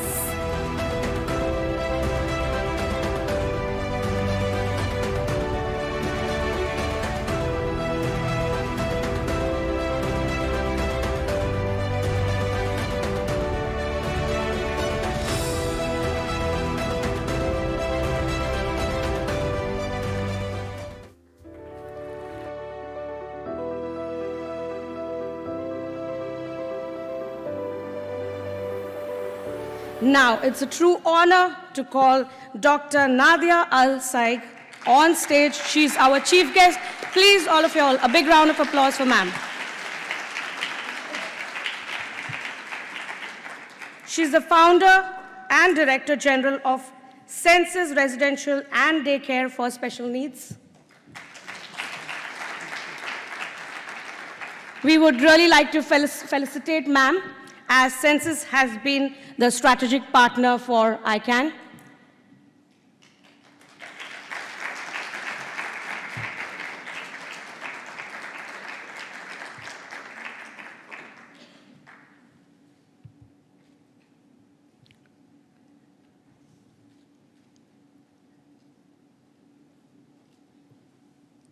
Next, we would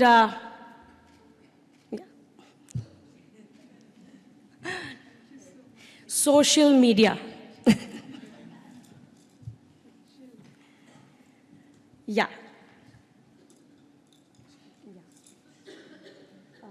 We'll just do a bit of that. Next, we would like to felicitate MENA organization as well, as they as well are the strategic partners for ICAN. A big round of applause.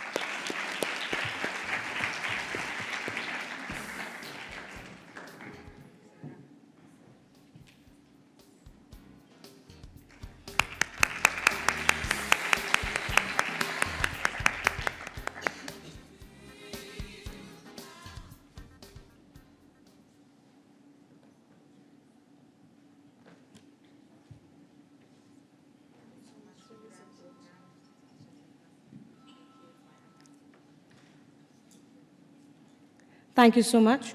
And now we would like to felicitate Farhan Shahid, who is from Census and has been helping us with the entire organization of ICAN.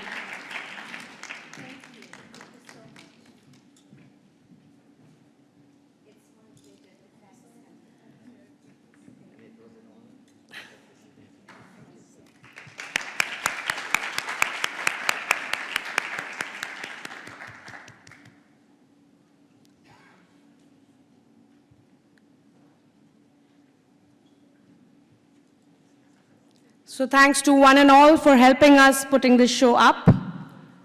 Okay, now I would like to invite Dr. Nadia to say a few words.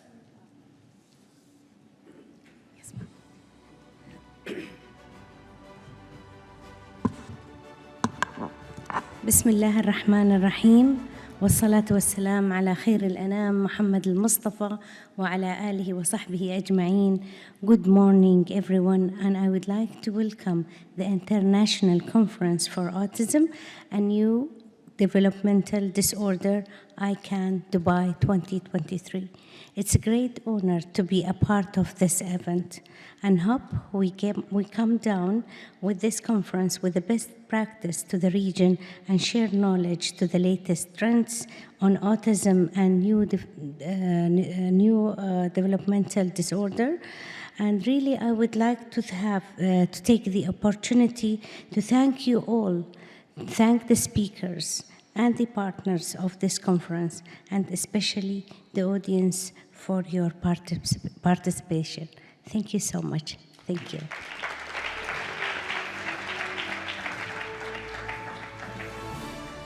So now we will be inaugurating our book, Treatments for Autism.